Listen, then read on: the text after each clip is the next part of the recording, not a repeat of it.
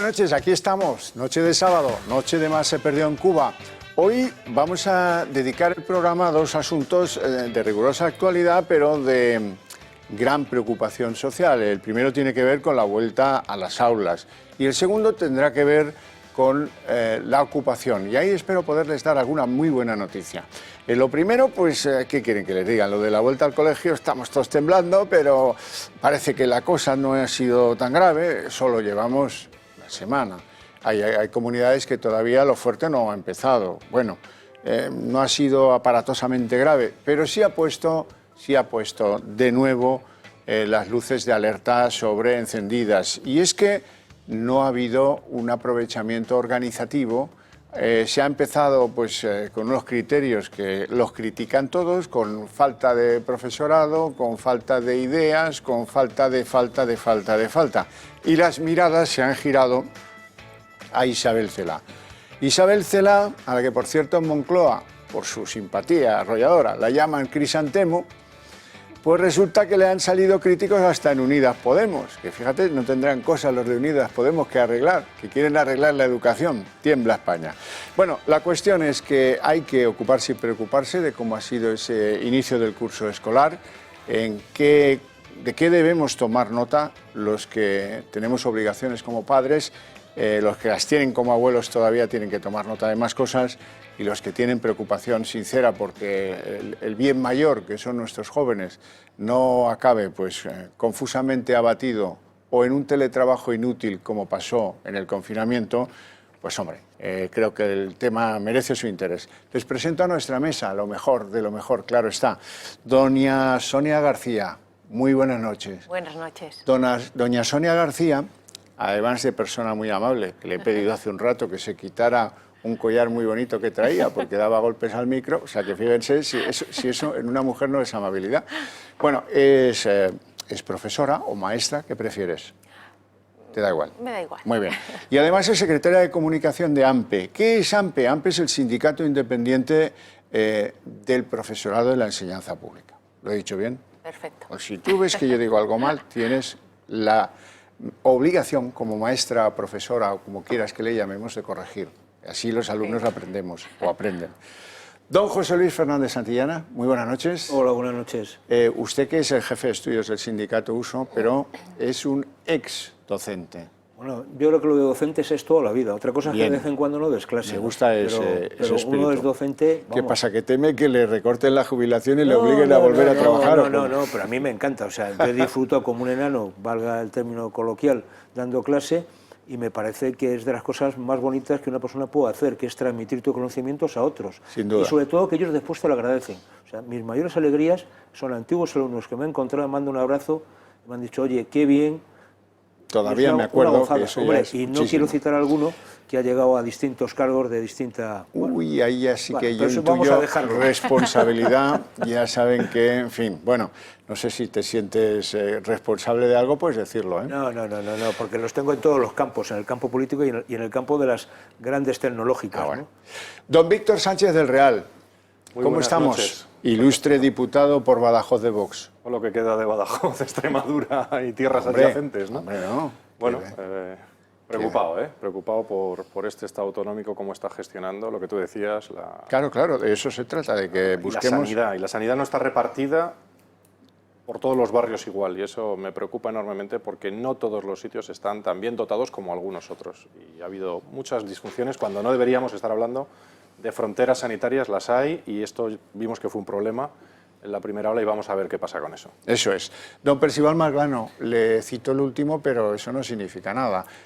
Abogado, ex consejero de Economía en Madrid, hace ya algún tiempo, y persona muy cabal, que seguro que ha reparado en algunas cosas que otros no, de lo que se podía haber hecho y hemos estado haciendo el ganso y no lo hemos hecho. A ver qué nota nos ponen A ver qué esta nota noche, nos porque ponen estamos ahí. aquí rodeados. Muy oportuno el comentario. Bueno, lo cierto y verdad es que han pasado 6 meses desde que mandaron a casa a los chavales y a las chavalas. Bien, y en esos 6 meses han tenido tiempo para pensar, para reunirse, para coordinarse, para contratar, para no contratar, para decidir.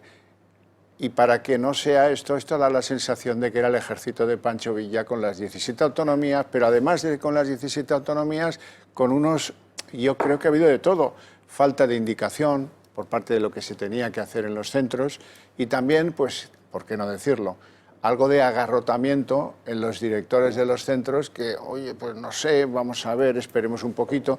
El inicio al cole ha sido muy insuficiente para muchos porque, bueno, se han dado casos de que les han comunicado qué profesores tienen los chavales el día siguiente de haber empezado en el colegio. Y eso sí que ya, en fin, no veo por qué. Las contrataciones, todo eso ha sido bastante desastroso, aunque parece que tiende a corregirse, parece que eso mejora adecuadamente. Hombre, pero si en una semana han sido capaces, ¿por qué no lo hicieron de buen inicio? Que es como dan garantías. Yo creo que el profesorado estamos creo que esa es nuestra opinión, ¿no? Nos confinaron, fijaos, esto se sabe desde el mes de marzo y hemos llegado tarde. Una vez más, la Administración llega tarde y ha habido una falta de planificación.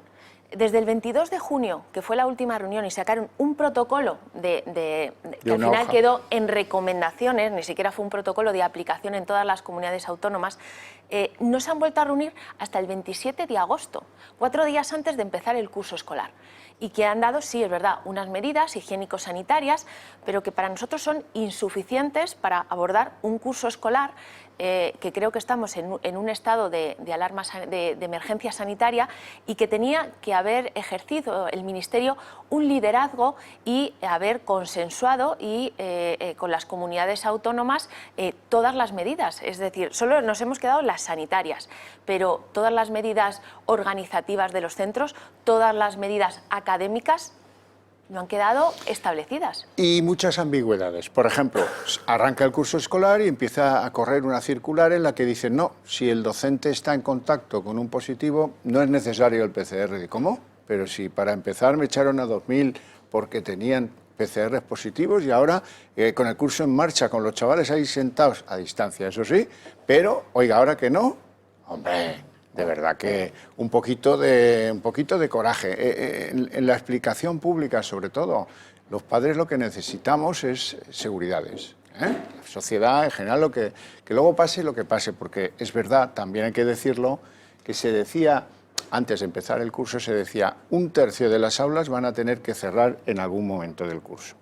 Bueno, falta mucho hasta terminar el curso, pero hoy por hoy, con una semana de ejecutoria, hay que decir que eso era un alarmismo, que eso no ha sido así, ni de lejos. Ha habido algún cierre, claro que sí, pero miren, contagios de alumno a alumno todavía no hay ninguno. De alumno con el exterior hay uno, y el resto son problemas de docentes o administradores de los centros. O sea que no es que la cosa vaya tan mal, don Víctor. Ahí me sale, yo también he sido docente y sigo siéndolo además, a tiempo muy parcial y más simbólico por mantener ese contacto en la universidad, de comunicación de crisis. Y esto es una falta de planificación. Han dejado para septiembre, cuando había septiembre, claro que ya no lo hay, han dejado para septiembre, como los malos estudiantes de antaño, han dejado todo para septiembre. En comunicación de crisis, en cualquier sistema de crisis, se establecen 3, 4, 5 niveles, no muchos más. Estamos bien, estamos un poquito mal, estamos fatal y requete peor, ¿no? Y entonces, en base a esos 4 niveles, tomas decisiones de acciones que tomas en función del nivel en que te encuentras.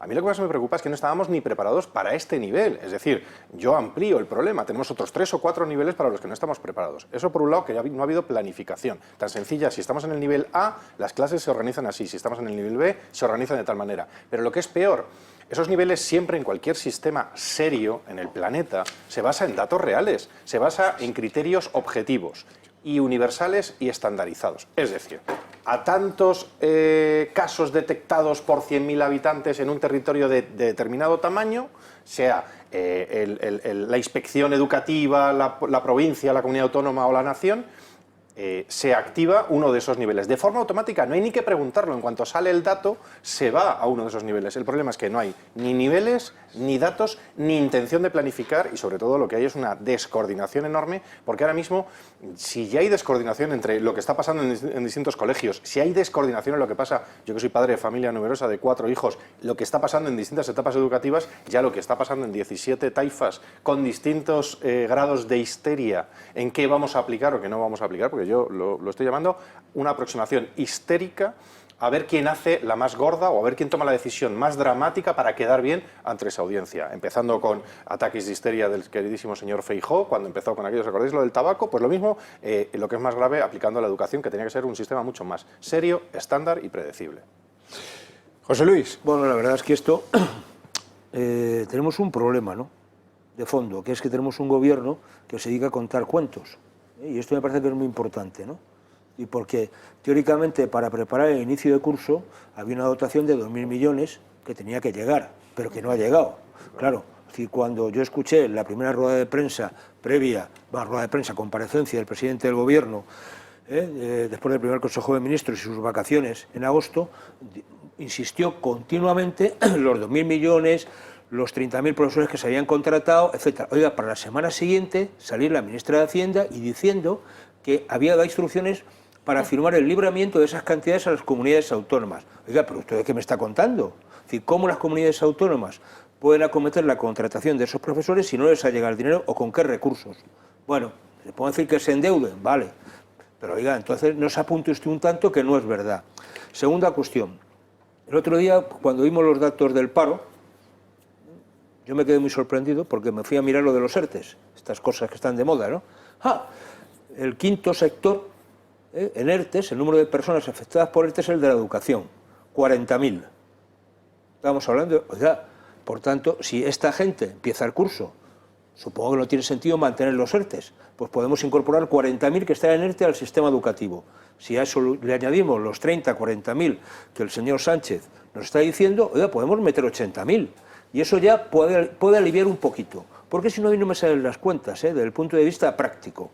30.000 docentes, 28.000 centros, docente y cuarto, siendo muy generoso, y con eso no soluciono el problema. Entonces, este es el drama, ¿no? Y el drama es qué hacemos con la infantil. Infantil 03, ¿Qué pasa? De eso no se está hablando, porque el problema de parte de los niños es un problema que tiene que ver con la conciliación, tiene que ver con las familias.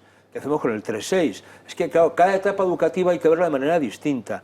Este tema de la educación, que se habla tanto online, etcétera, oiga, mire, hay que distinguir. La educación a distancia lleva años en España. Hay bachillerato a distancia. La universidad, oiga, una cosa es a distancia y, por tanto, yo encargo tareas o dejo enlaces o pongo cosas para que la gente... Y otra cosa es cuando estoy interactuando de manera en vivo y en directo con los alumnos. Y eso implica unas plataformas que no están programadas, pero se podían haber hecho perfectamente, porque hay sistemas que están funcionando, hay universidades que lo tienen. Pídeselo, díselo, vamos a hacerlo, prepáralo. Y luego, hombre, no es lo mismo plantearse una clase online a un alumno, alumna de 16, 18 años, 17, que a un enano, enana, con todo el cariño del mundo, de 8 años.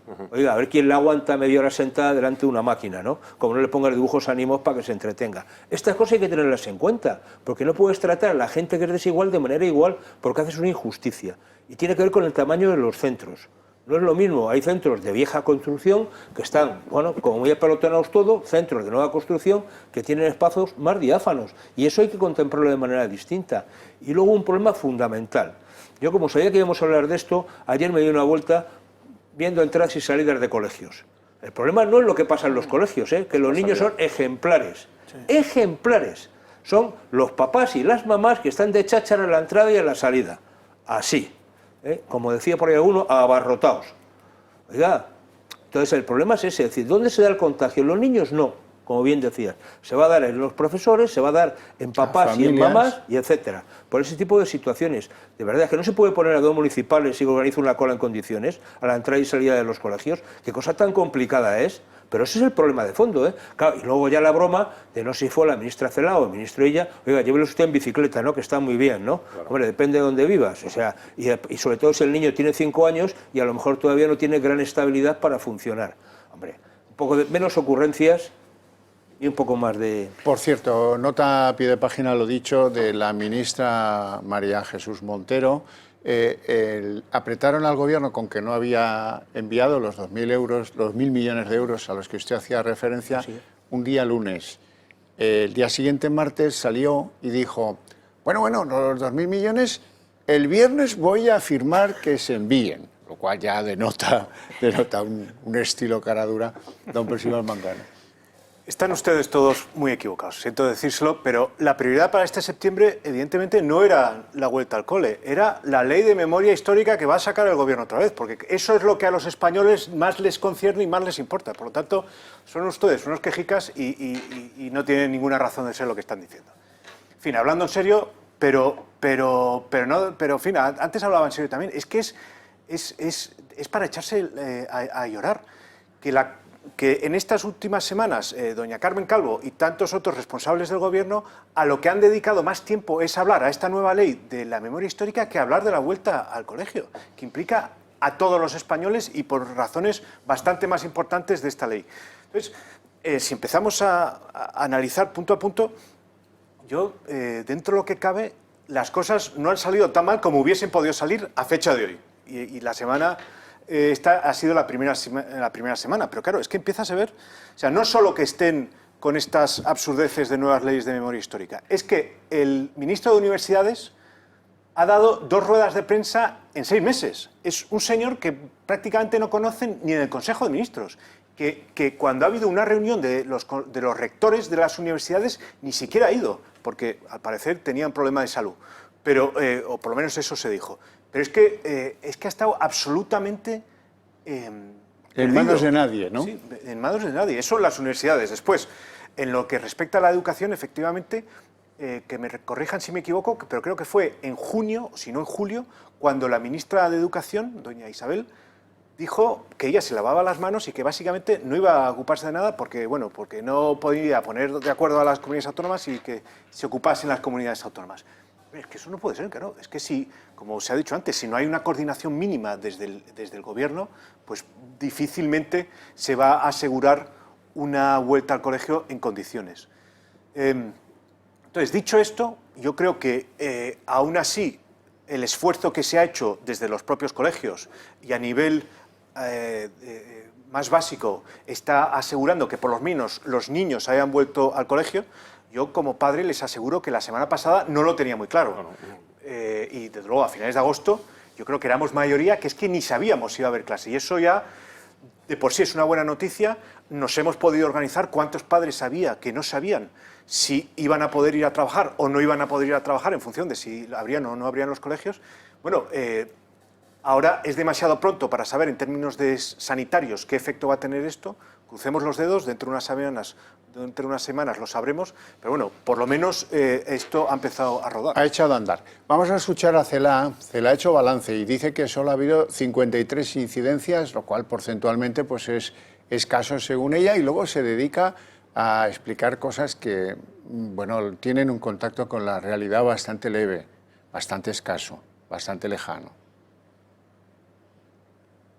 Efectivamente, hasta ayer teníamos incidencias en 53 centros. Por tanto, muy positiva. Esto quiere decir que las direcciones de los centros y los profesionales y los administrativos de los centros han hecho un trabajo espectacular. Y me consta que lo han hecho, y lo han hecho con ilusión, con profesionalidad y con mucha vocación. Bueno, pero no sé, Sonia, cómo sentís los docentes cuando se arbitran cosas como 22 niños por clase. 22 y por qué no 25 y por qué no 20 y por qué no, eso no se deja, digamos, a la eficiencia del resultante. Vamos a ver si eso funciona y si no lo reduciremos, pero han generado cosas, por ejemplo, las clases con los restos del mismo curso que tenía B, C y D, o 1, 2, 3 y 4, pues ahora a la quinta iban los restos, lío monumental, gente preocupada. Cuando se está hablando de las ratios, de la bajada de ratios, realmente se está hablando es por ese distanciamiento social que tiene que haber entre un alumno y otro. Y es verdad que en muchas aulas, por dimensiones de espacio, no cumplen esas condiciones de distancia social. Por tanto, se tienen que crear nuevos grupos y esos nuevos grupos necesitan ser atendidos por otros docentes, por nuevos docentes que tienen que llegar a esos centros educativos. Desde el 1 de septiembre no estaban las plantillas docentes completas de todos esos docentes que habían reclamado los equipos directivos. Entonces, eso es una de las complicaciones a las que se enfrentan los docentes y los equipos directivos. Otra, por ejemplo, es la dotación de material. Para el protocolo COVID, las mascarillas, los geles hidroalcohólicos. Al principio fueron los centros educativos los que tuvieron que comprar todo ese material y poco a poco han sido las consejerías las que han ido dotando a los centros. Otro tema, el test que se ha realizado a los docentes. Ha habido comunidades autónomas que han realizado ese test y hay comunidades autónomas que no han realizado el test a sus docentes. Entonces, son medidas muy aleatorias, desiguales entre unas comunidades autónomas y otras. Otro ejemplo, si nos referimos, por ejemplo, a medidas académicas, se contemplan la modalidad semipresencial y la modalidad a distancia si hubiera algún confinamiento de algún centro educativo o hubiera que cerrar algún aula. No se ha desarrollado un plan de digitalización de los centros, no hay material para alumnos, conectividad, no se habla de una formación para docentes, para el profesorado, no se habla de plataformas digitales, si están preparadas, no hay unos contenidos mínimos que tienen que tener estas plataformas, condiciones del profesorado a la hora de afrontar este tipo de modalidad. Hay muchas cosas en el aire. Otra cosa que no se está teniendo en cuenta, ahora hay una serie de tiempos dentro de los colegios que hay que contemplar. Estamos hablando que hay que lavar a los niños 5 veces al día las manos, hay que ventilar las aulas, hay que escalonar las entradas y las salidas, hay que un montón de medidas. Y se tiene que contemplar y se está adaptando los currículos, se está contemplando en estos currículos que hay que recuperar todos los contenidos que no se dieron en el último trimestre del curso anterior. ¿A quién le importa eso? A Celano, si te deja pasar con no sé cuántas asignaturas suspendidas, es decir, colegio, concepto parking de la vida humana de unos años. Pero ahí es donde vemos, Javier, que cuando dicen que las competencias educativas las tienen las comunidades autónomas, también el Ministerio tiene sus competencias. Obviamente. Y esas competencias no las está ejerciendo. Está claro. Y además una cosa que voy a echar aquí sobre la mesa por si alguien se apunta. Yo tengo pavor por esos llamados coordinadores COVID. En cada centro hay 1 o 2 coordinadores COVID. Y yo le preguntaba a uno, oye, pero ¿y a ti te han formado para ser coordinador COVID? No, para nada. Yo soy un docente de aquí al que le han colgado esa mochila marrón y ya veremos cómo me sale. Tomaré todo el interés del mundo. Pero, claro. Pero es así, ¿no? Es decir, esto es la improvisación o la desimprovisación, me da igual, como queramos llamarlo, ¿no? Es decir, hay temas que está claro. Es decir, que este año iba a hacer adaptaciones curriculares estaba clarísimo, porque hay aparte, yo no digo que se vaya a recuperar los contenidos que no se dieron el año pasado, pero oiga, usted tiene que adaptar los contenidos y no es lo mismo primaria que secundaria, no es lo mismo cuando hablamos de segundo ciclo de secundaria, que hablemos de primero de bachillerato o de segundo, que van a tener la prueba de acceso, pero ¿qué va a pasar, por ejemplo, con los chicos de los ciclos formativos de grado superior que tienen que hacer la formación en el centro de trabajo para titular y las empresas están cerradas? ¿Usted ha previsto algún sistema para las prácticas? Digo, si es que... Pero claro, oiga, usted, Ministerio, más allá de las competencias que tienen las comunidades autónomas, tiene algunas que tendría que ejercitar. Por ejemplo, el tema de las ratios, fijar las ratios máximas por aula es una competencia del Gobierno, o sea, es una competencia del Ministerio de Educación. Y si no, recordar el pollo que se le montó a Rajoy cuando incrementó esas ratios o dio una ratio excepcional cuando la anterior crisis, que de hecho este Gobierno la derogó esa norma que había. Por tanto, oiga, algo tienen que hacer. No se puede dejar en manos de las comunidades autónomas. El horario lectivo del profesorado. El horario lectivo del profesorado, etcétera. Entonces, yo creo que aquí la cuestión de fondo es que tiene que haber liderazgo y tiene que haber de alguna manera generación de confianza. Y eso es lo que no hay hoy en día, ¿no? Entonces, ¿qué pasa con los docentes? Oiga, más allá de que hay unas plantillas más o menos estables en los centros, ahora hace falta un incremento de plantilla para atender estos desdobles de aulas.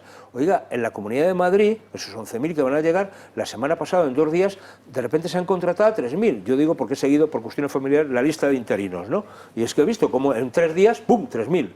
Y están en puertas y están ya para otros tantos. Es decir, que eso está muy bien, pero claro, es que es llegar a un sitio que desconoces, que tienes que ponerte al día. Bueno, Sonia, tú esto sabes más que yo, es decir, por haber vivido más en primera persona. Claro, es que no es lo mismo llegar a tu cole, llegar con tus compañeros de claustro, que estás, con incluso las familias de la gente que ya has dado clase, que llegar de repente a un sitio que desconoces, ¿no? Ni las normas ni las costumbres. A ver, hay, de nuevo, lo de los niveles. Tenemos ausencia de liderazgo, pero podía haber sido peor. Como bien dice Percival, podían haberse dedicado...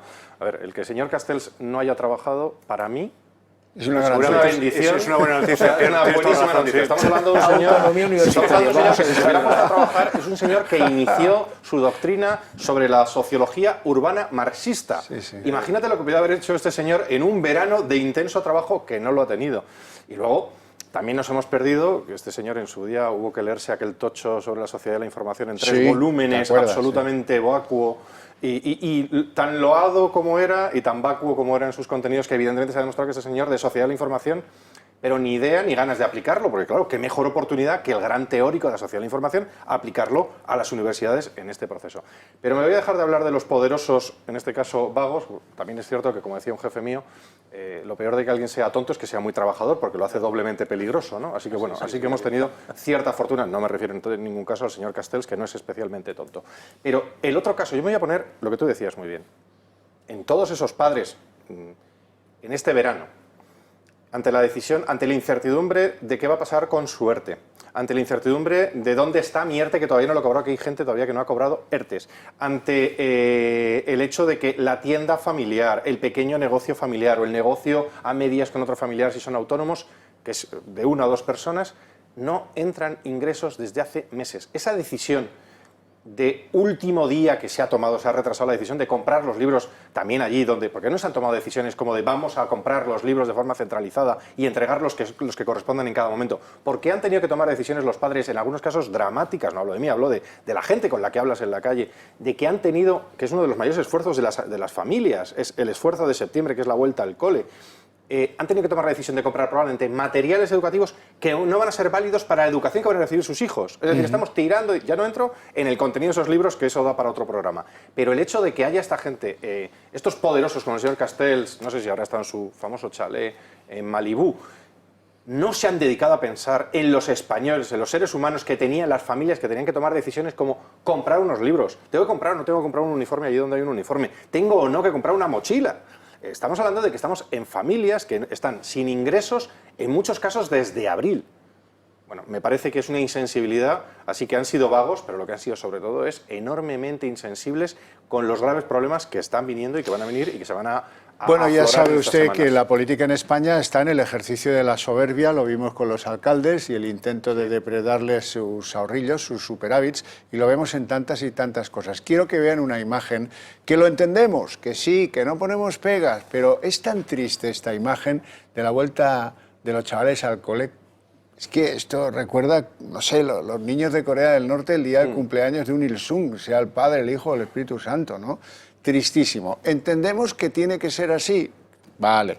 ¿Aceptamos que esto es una realidad? Bien, pero no me digan que esta imagen no da una pena que mata. Vamos a hacer una pausita de publicidad. Volvemos en apenas 2 minutos, ni se muevan.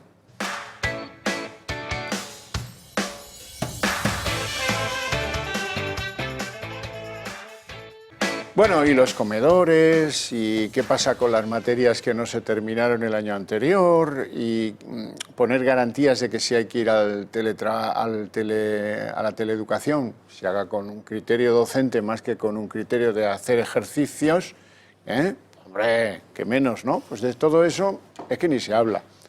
Percival. Antes de irnos a publicidad ponía usted la foto de estos niños en el recreo aislados entre sí. Y sí, la verdad es que duele, ¿no? de verlo. Y duele también el hecho de que el gobierno nos mienta con cosas como anunció el presidente del gobierno de que va a haber una vacuna de aquí a final de año, ¿no? Que sería, de alguna manera, lo que acabase, esperemos, con ese tipo de situaciones y que los niños ya puedan volver a ser niños y puedan jugar entre sí. Y se acordarán ustedes que hace unos días, con el desparpajo este que le caracteriza, nos dijo el presidente del gobierno que en diciembre va a haber una vacuna. Eso me atrevo a afirmar que es mentira, absolutamente mentira. No solo porque al día siguiente, que también es casualidad, al día siguiente la Universidad de Oxford anunciase que las vacunas que tenían habían producido un efecto adverso en uno de los pacientes, sino porque en general, aunque se descubra la vacuna, el poder comercializarla, el poder asegurar que le llegue a todo el mundo, eso va a tardar mucho tiempo. Incluso hay gente que dice que hasta 2022, esperemos que no. Pero luego, que el Gobierno, no solamente, como se ha comentado hasta ahora, sea incapaz de coordinar una vuelta al cole sensata, sino que encima nos mienta con las falsas esperanzas de la vacuna, es francamente duro. Igual que con los brotes verdes, la ministra de Economía diciendo que ya se ve la vuelta de la economía y que esto está fenomenal. En fin, le falta usar la expresión de los brotes verdes. Y una última idea, enlazando con lo que decía Víctor, que es muy importante, ¿no? Que el análisis de la vuelta al cole hay que hacerlo en el contexto de la situación en la que están las familias en general. Y desde luego, todos los que estuvimos confinados, que somos todos los españoles, durante 3 meses en primavera, básicamente somos conscientes de que España no puede volver a pasar por eso una segunda vez. Es que no es solo nuestra economía, que también, es que nuestras formas de relacionarnos, nuestra estabilidad emocional, seguramente no aguantaría otro confinamiento tan duro como ese. Por lo tanto, por usar la expresión esta que ha puesto de moda el Gobierno, no queremos una nueva normalidad donde los niños tengan que estar en un patio como acabamos de ver. Queremos una normalidad lo más parecida posible a la anterior y con cierta organización, y donde los niños puedan ir al colegio, que tampoco es pedir demasiado, y donde los padres puedan trabajar y no se jueguen la vida andando por la calle. Eso es lo que nos gustaría volver a tener. No, hay 2 cosas que me preocupan. Una también, al ver esa imagen, es todo el tema del deporte escolar. Quiero decir, vamos a ver, estamos hablando de regular el deporte profesional y este fin de semana empieza la Liga de Fútbol. Y vamos a ver imágenes de señores jugando al fútbol sin mascarilla. Mientras que las noticias que me están llegando del deporte escolar es que a los niños se les va a obligar a utilizar mascarilla en ese tramo, con lo cual me parece que es un auténtico contrasentido. O sea, me parece, porque una buena parte de la educación también es por lo que ves, y como aprendes en muchos casos, ¿no? Con lo cual, ¿cómo se va a resolver el tema de los patios? ¿Qué va a pasar con las clases de educación física? Me parece que no están resueltas y son muy importantes este tipo de situaciones porque es un momento en que la gente se relaciona bastante. Y luego la fecha del 20 de septiembre. 20 de septiembre acaba, a partir de ahí, todo aquel autónomo o persona que tenga aplazados deudas tiene que empezar a pagar intereses.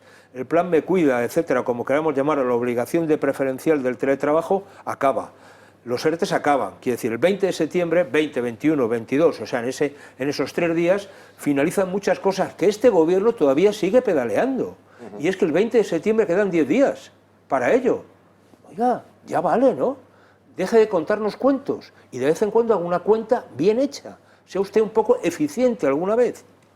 Bueno, por cierto, hay una convocatoria de huelga, no de Huelva. No de Huelva. Si fuera en Huelva la convocatoria nos íbamos todos.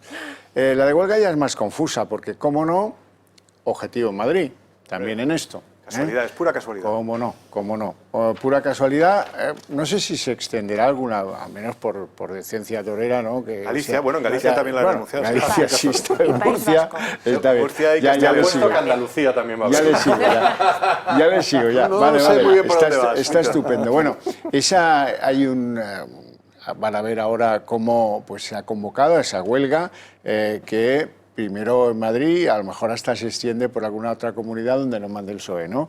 Esa es la clave, ¿no? Donde tal. Bueno, la cuestión es que le voy a preguntar por esa huelga y antes vamos a escuchar las impresiones que tiene pues, otro veterano del mundo educativo, el presidente de CESIF Educación, don Mario Gutiérrez. La total y absoluta improvisación de nuestros administradores públicos que desde 14 de marzo hasta ahora parece que no han tenido idea de la situación en la que nos encontramos. Todas las comunidades autónomas hayan prácticamente cambiado el inicio de curso, los protocolos a última hora y que muchos de los docentes no estén todavía en los centros educativos por falta de previsión y su contratación, pues marca lo que hemos dicho, que nuestros administradores públicos son absolutamente incapaces de pensar más allá de 6 meses, que era lo que han tenido de tiempo. Sí vemos y observamos cómo desde el lunes que dimos los datos que faltaban todavía al compromiso de las administraciones educativas, no a lo que nosotros creemos que sería necesario, faltaban 23.000. Bien, pues durante ayer y hoy se han incorporado una cantidad importante de docentes. Bueno, más o menos lo que veníamos comentando aquí en la mesa, la huelga. Sonia. Bueno, nosotros desde AMPE no apoyamos ni vamos a participar en ninguna huelga educativa porque creemos que no es el momento. Ahora mismo estamos en un estado, creo que es excepcional, de emergencia sanitaria, y yo creo que ahora mismo donde nos necesitan al profesorado es en las escuelas. Desde el mes de marzo los alumnos no han ido a un centro educativo y ahora creo que es el momento de volver a las escuelas. Llevan medio año sin estar allí y eso sí, nosotros siempre vamos, creo que ellos tienen derecho a la educación y hay que garantizar ese derecho a la educación. Y ahora mismo creo que el profesorado donde tiene que estar es en las aulas. Y tenemos que garantizar ese derecho a la educación. Eso sí, nosotros vamos a garantizar desde AMPE que se cumplan todas las medidas higiénico-sanitarias en todos los centros educativos. Y si eso no se cumple, nosotros sí que en última instancia vamos a exigir el cierre de ese centro educativo, porque creo que tenemos que dar seguridad a las familias, Bueno, a los bien. alumnos y a los docentes. Eso está bien, pero no tiene, es otra cosa, eso es lógico que sea así. Pero esto es Ahora, ojo. plantearse una huelga en un momento de que todos buscamos normalidad, todos buscamos la vuelta al cole, todos nos sentimos muy concernidos por eso. Y además, Javier, otro apunte que quiero hacer. Mira, si se convocara una huelga, hace que los profesores van a la huelga, convocada pero ya está. los alumnos tienen que ir todos los alumnos. Es decir, las medidas higiénico-sanitarias las vamos a poner en riesgo, porque el profesorado que vaya a la huelga no va a ir al centro educativo. Por huelga es un 30% de docentes los que tienen que estar allí como Servicios mínimo de mínimos. personal. ¿Qué estamos haciendo? Pues mira, jugar, Sonia, como bien sabes, ¿no? Porque fíjate, junto a ese mago de convocatoria de huelga, de comisiones, UGT, los STEC aquí en Madrid y la CGT, que no tiene ninguna representación, es decir, claro, el sindicato mayoritario en Madrid, AMPE e incluso CESIF, es decir, no han convocado. Oiga, esto canta mucho, ¿no? Es decir, quiénes son los convocantes o el perfil. Cuando esta huelga se instrumenta políticamente y no en función de las necesidades de los alumnos, que es lo que cualquier profe normal, no quiero decir decente, cualquier profe se plantea en primer lugar, porque yo creo que todo profe tenemos alguna componente vocacional, es decir, por tanto, ¿quién no iba a dar clase con dolor de cabeza porque no ibas a dejar a tus alumnos colgados? De repente, ahora con la que está cayendo, vamos a dejar gente colgada por una instrumentación política, porque no había un plan de inicio de curso. Oye, ¿y las demás comunidades autónomas lo había? ¿Por qué no se convoca? No, se convoca en Madrid. Hombre, es que el otro día, con esto de las colas, que luego se pidieron disculpas, etcétera, con los PCR, hombre, alguna gente conocida que fue, me decía que yo estaba bastante manipulado, es decir, que había gente de determinados sindicatos que fueron a horas que no les tocaba a crear follón, a crear confusión y a crear bollo, sobre todo en una de las DAD correspondientes. Oiga, que ya sabemos todo de qué va esto, ¿eh? Por tanto, mira, yo he convocado muchas huelgas en este país y hasta huelgas generales, por tanto ya me sé cómo funciona esto, ¿eh? Y esto es una cuestión claramente política. Esto, ¿por qué no se hace en la Comunidad Valenciana, por ejemplo? ¿Qué pasa? ¿No tiene ningún problema la Comunidad Valenciana? ¿Por qué no se hace en Cataluña? Estos mismos sindicatos tienen una gran fuerza. O en La Nos toca Rioja. Madrid, o en La Rioja, me da igual, o sea, es que canta mucho. Yo creo que aquí hay una irresponsabilidad, porque lo primero que tiene que hacer un docente, más allá, como decía Sonia, decir, oiga, hay que conservar las condiciones del centro, si no está bien, pues se pone una denuncia a la inspección, que venga la inspección educativa, se llama la inspección de trabajo, que venga el servicio de prevención de Es su riesgos, deber, y ya está. no es su Y además derecho, es lo que es su tenemos que deber. hacer, ¿no? Precisamente para garantizar la salud de los alumnos y de los profes, y ya está, que es lo que toca. Pero esto, hombre, que Abogado Manglano. Señor letrado. Yo, de luego, esta resurrección de los sindicatos de clase no se había visto en nada igual desde Lázaro, ¿no? Porque mira que han estado desaparecidos, catatónicos y en fin, invisibles. Y tolerantes con los ERTES y que no Bueno, los cobrara a eso mismo nadie, iba. Es que, con- ¿dónde han estado con los ERTES que no se cobraban? ¿Dónde han estado con en fin, las millones de personas que se han ido al paro, que no cobraban ni el paro, ni los ERTES, ni nada? ¿Dónde han estado? Y de repente, al cabo de 6 meses, resucitan, cual Lázaro, y montan, oh sorpresa, huelgas en las comunidades del PP.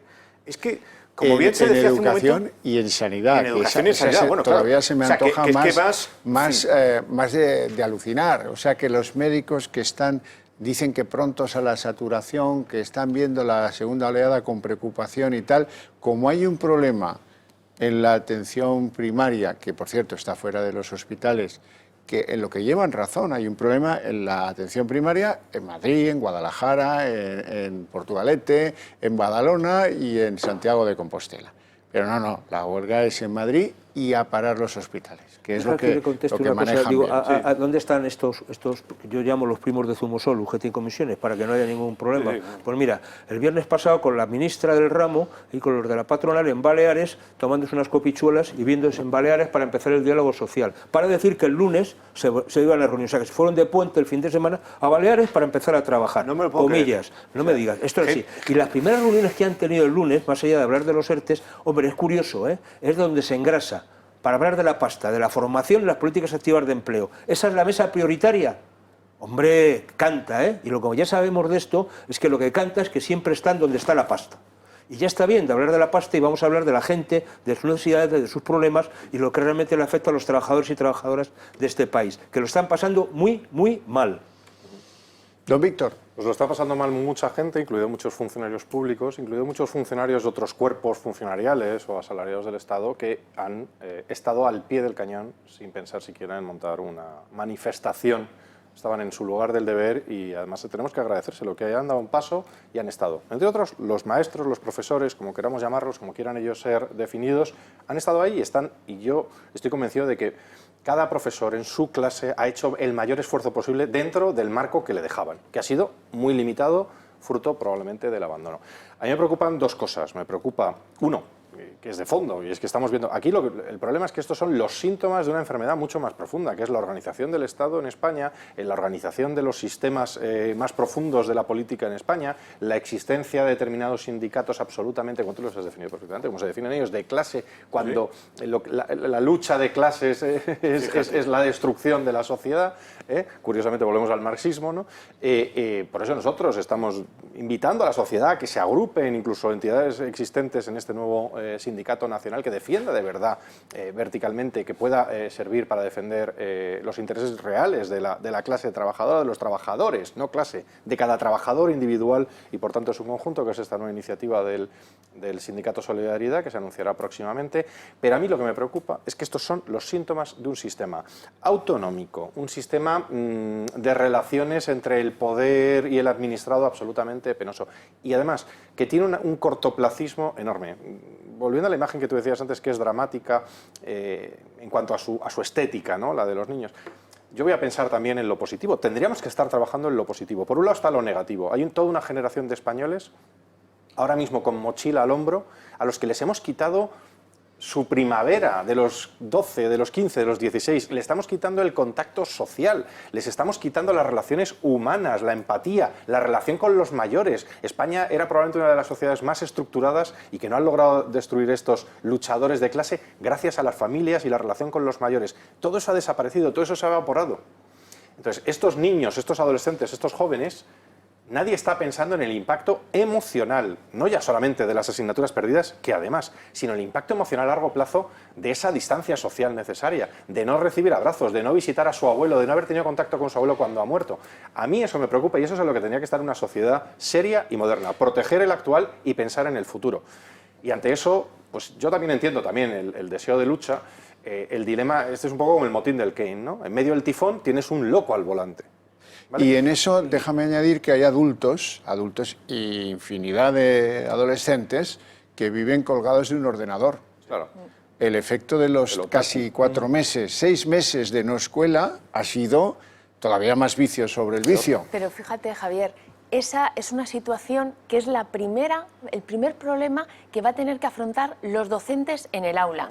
Los alumnos que dejaron en marzo no van a ser los mismos que vuelven en septiembre, porque han pasado por una situación muy, muy diferente.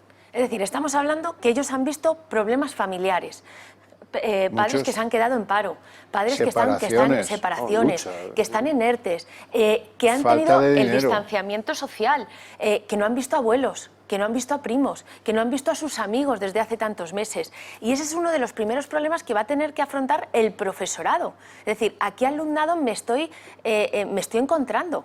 Porque si ese factor no se contempla, olvidémonos de las adaptaciones curriculares, de los contenidos, porque eso es lo primero que hay que abordar en la escuela. Y por eso es tan importante esa vuelta a ver a sus profesores, La el ver vuelta a una sus dimensión que ya solo era un recuerdo. Totalmente. Pero es que eso que está diciendo, que me parece que es muy importante, y es de las cosas, vamos, yo de mi tiempo docente más me he pegado por conseguirlo, ¿no? Que es ese conocimiento del profe no solo del alumno, sino del alumno y sus circunstancias, por decirlo así, es decir, cuál es el entorno, ¿no? Yo perdón que pongo un ejemplo muy bruto, ¿no?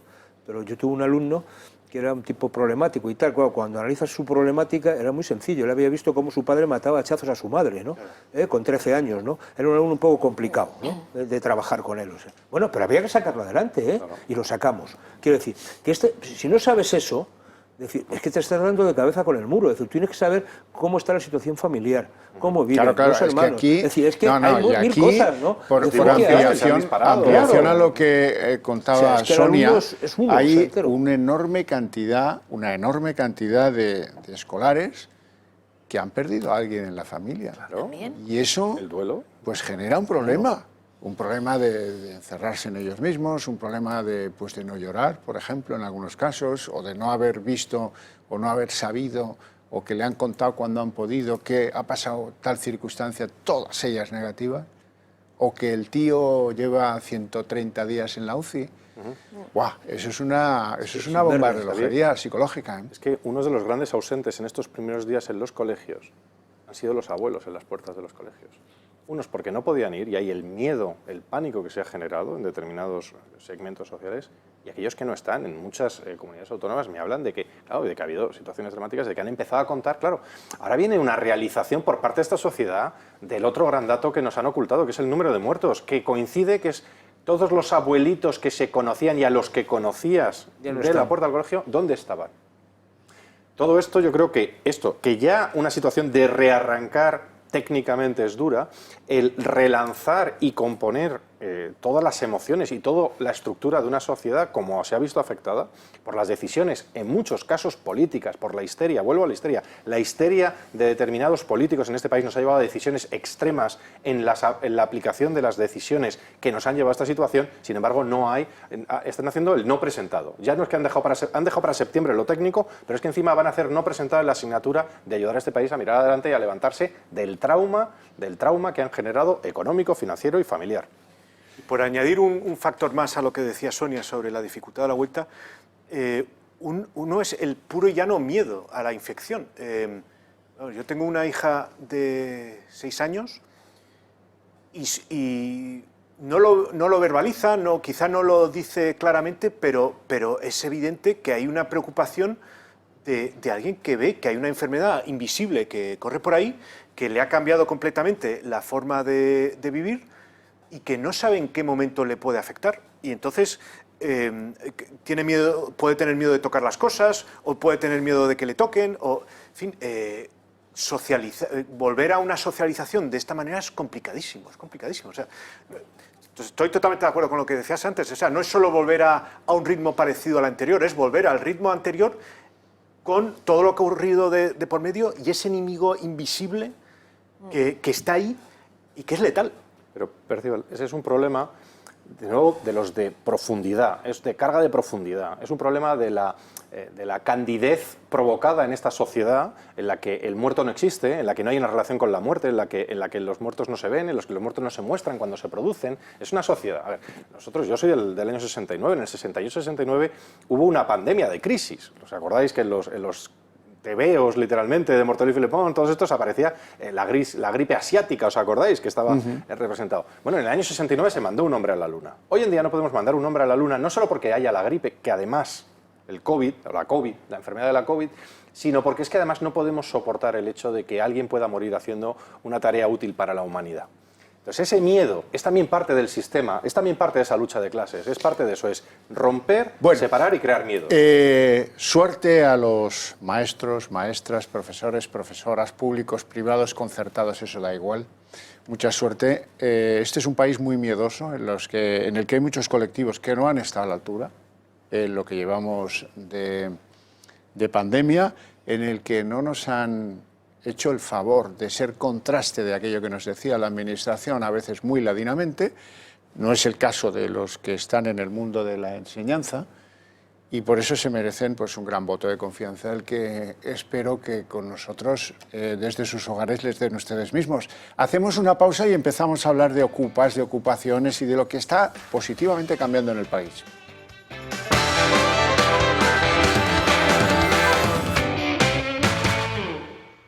Pues ya estamos aquí de vuelta. Siguen con nosotros don Víctor Sánchez del Real, muchas gracias, y don Percival Manglano, muchas gracias. Y se incorporan para hablar de este tema particular de los ocupas, don Ángel Niño, muy buenas noches. Hola, buenas noches. Concejal de Ciudadanos en el Ayuntamiento de Madrid, en Ciudad Lineal. En Ciudad Lineal. Muy bien.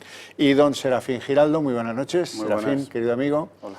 Inspector de Policía y portavoz de la Asociación H50, una de las más pujantes en el mundo del uniforme. Hacemos lo que podemos. Bueno, del uniforme y de los que van de paisano, eso es una retórica.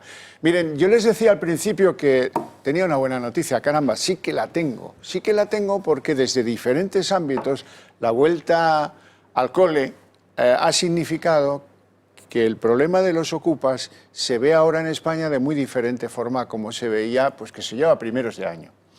En ello han influido muchas cosas, ya lo ven ustedes, cuando en la publicidad alguien que vende alarmas no te dice es que te pueden robar, sino que te pueden entrar los ocupas, algo está cambiando en nuestra sociología, claro que sí.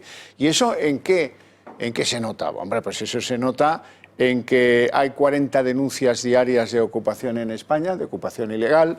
Hay documentadas 3.611 desde primeros de año, siendo que en este año hemos tenido 3 meses que no veías a nadie por la calle, que no había casi de nada, ni delito, ni ocupación, ni nada. Bueno, pues esas cosas son las que han hecho cambiar la percepción colectiva. En este momento, los 3 grupos de la oposición política tienen presentadas propuestas al Congreso en el sentido de aliviar, de proteger la propiedad. Oiga, que la propiedad está protegida desde las primeras ciudades de Mesopotamia. Si es que es el país donde menos se protege, si este es el país donde tardas 2 años en desalojar, si este es el país donde pasan cosas asombrosas, como por ejemplo, bueno, luego les pondré algunos ejemplos.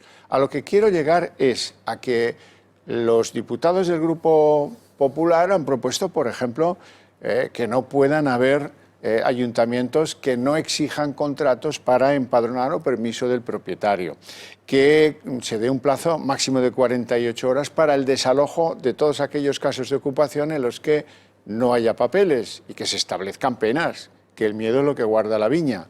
El Grupo de Ciudadanos también ha presentado sus propias propuestas que exigen pues, una vista previa, a ver si agilizamos, que en el fondo ese es el gran problema, a ver si agilizamos la expulsión y no damos coba a que el que sabe que puede o no ser expulsado agote los 2 años, ¿no? Ciudadanos propone, cuando no se exhiben papeles que pueden proteger el derecho de uso, vista previa y a la calle. Y el Grupo de Vox, al que usted pertenece, hay 2 proposiciones de ley de los diputados del Grupo de Vox, alguna de ellas habla de instaurar el delito de usurpación ilegal. Y todo eso que es mucho, el avance es enorme, porque hace, pues qué le diré, 6 meses de esto no hablaba nadie, y esto era una evidencia que había mafias, que elegían la casa a ocupar a gusto del cliente, que cobraban, en fin, pero el mundo político no estaba en ello. Ni el mundo político ni la sociedad civil. Ahora mismo el Consejo de Abogados de Barcelona tiene perfilada una propuesta de lo que ellos creen que es el problema, la ley de enjuiciamiento civil, según la cual si se admitiera todo eso, iba a haber una manera de proceder con respecto a las ocupaciones ilegales que iba a resolverlo todo. Y lo iba a resolver en 48 horas. 48 horas es el nirvana. Todo el mundo está hablando de las 48 horas. Todo el mundo no. Luego está la fiscal general del Estado, Lola Delgado, que dice que con una instrucción que ella dé a los señores fiscales se arregla todo. Los señores fiscales no lo creen, algunos de ellos, y desde luego los policías saben que eso pues, parece que no. Escuchamos a Lola Delgado y empezamos a hablar.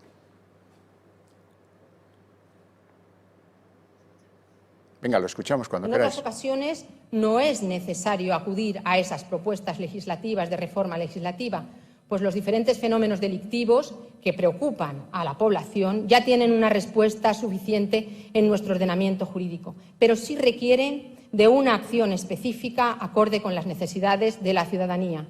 Tal es el caso de las ocupaciones de morada, en el que es nuestra intención en los próximos días dictar una instrucción que aborde el tratamiento por parte de los y las fiscales a este fenómeno delictivo. Bueno, pues ustedes opinan, don Percival. Bueno, creo que su introducción ha resumido muy bien el problema siendo que para Ciudadanos, Vox y PP hay que cambiar la ley y para el Gobierno no hay que cambiar la ley y que es simplemente una cuestión de matices. Bueno, pues la mejor prueba de que eso no es así, de que lo que dice el Gobierno es falso, es que en gran medida el problema que hay por hoy con los desalojos de los ocupas es que dependiendo del juzgado donde te caiga, te puede caer una sentencia de un lado o una sentencia de otra. Y que los propios policías, y confírmeme después es lo que estoy diciendo, a veces no tienen muy claro cuál es la forma de proceder porque también están sujetos a interpretaciones de los jueces que no son todo lo claras que deberían ser. Entonces, parte de la necesidad, creo yo, de cambiar la ley es precisamente que las reglas estén mucho más claras, que se endurezcan las penas. En el caso del PP se endurecen las penas en el Código Penal. Por supuesto, se quitan derechos que hoy por hoy, es que son absurdos, lo ha mencionado don Javier, que es que hoy por hoy un ocupa se puede empadrenar en la dirección del piso que ha ocupado en el ayuntamiento, que es que, pero bueno, ¿en qué cabeza cabe, no? Que un ocupa puede decir, no, es que esta es mi residencia oficial. Y después, sobre lo que decía don Javier también al principio, cómo han cambiado las cosas en 5 años, yo creo que eso hay que subrayarlo y quizá dar una explicación. Primero, las cifras son muy llamativas. El número de ocupaciones se ha básicamente doblado desde el año 2013. O sea, en los 6 primeros meses de este año ha habido el mismo número de ocupaciones que hubo en todo el año 2013. Además está muy concentrado geográficamente. Cataluña es de lejos la zona de España donde más ocupaciones hay. La mitad de las ocupaciones que hay en España se producen en Cataluña y yo creo que mucho de eso tiene que ver con el amparo institucional que reciben los ocupas en ciertas partes de España. En el caso de Cataluña es muy claro, con Ada Colau y también la Generalitat, que ha promovido una ley que ampara a los ocupas, y además el contraste es muy claro con el Ayuntamiento de Madrid. Es que hace 5 años en el Ayuntamiento de Madrid había una alcaldesa y un equipo de gobierno que se vanagloriaban de haber tenido un pasado ocupa. Es decir, que era algo romántico, que era algo atractivo políticamente ser ocupa. Eso hoy por hoy ha cambiado. Carmena y los suyos, por suerte, ya no están, y por voluntad de los madrileños, y de luego la ocupación hoy por hoy es un problema y ya no es esa medalla que se ponían los ocupados. No, pero ha cambiado en toda España. Hay una asociación que trata de aglutinar los intereses de aquellos que han sido ocupados y que nace en Barcelona. Y esas imágenes que veíamos, que son de Leganés, que ese es un caso que quiero comentar contigo, Serafín Giraldo, porque es extraordinario. La cuidadora ocupa. Una señora que cuidaba, no una anciana, una mujer de 75 años. Aquí te ponen el sello de anciano a la que te descuidas. Bueno, 75 años, algún problema tendría que necesitase a la cuidadora. Esta señora fallece, la cuidadora decide incinerarla sin pedir permiso a la familia. Eso se puede hacer en este país, es que aquí no funciona nada. Bueno, pues sí, la incineran y luego resulta que para marcharse de la casa donde prestaba ese servicio, después de prestarlo, dice que le tienen que dar 16.000 euros. Y al final la policía la acaba deteniendo y está ahora mismo acusada de posible homicidio. Sí, efectivamente. Bueno, yo oí hablar el otro día a uno de los hijos de esta señora y las conclusiones que sacaba son tremendas. En primer lugar, decía que tenía que acudir a una empresa privada para poder echar a esa persona dentro de su propia casa, la casa que él iba a heredar. En segundo lugar, que tenía que negociar con la persona que estaba ocupando una propiedad privada. Eso es aberrante desde un punto de vista del Estado de Derecho. Una persona que supuestamente, presuntamente es una delincuente, que tengas que negociar el perjudicado con ella para llegar a un acuerdo y que deje de cometer ese delito.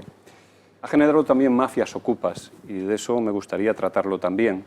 Las mafias de barrio, mafias que llegan a pagar incluso a los vecinos, lo hemos detectado en la policía, 20 a 50 euros para que digan dónde hay un piso vacío para poder ocuparlo. Desde luego no son unas mafias organizadas ni unos grandes grupos organizados, sencillamente 3 o 4 personas que controlan un barrio. Mira, ese es Chamo, uno de los reyes de las mafias ocupas en Barcelona, todo el mundo le conoce. Efectivamente. Gana una pasta porque incluso permite que el cliente elija aquello que va a ser ocupado para él.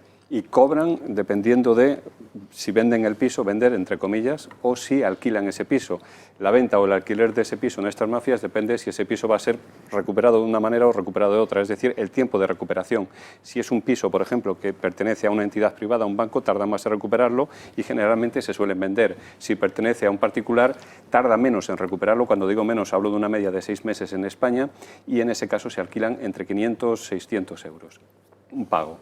Es tremendo y tenemos unos 80.000 pisos ocupados según fuentes judiciales y también se ha estimado otra cifra, pero no son cifras oficiales. Me llama la atención que el Ministerio de Interior no dé cifras oficiales de ocupación.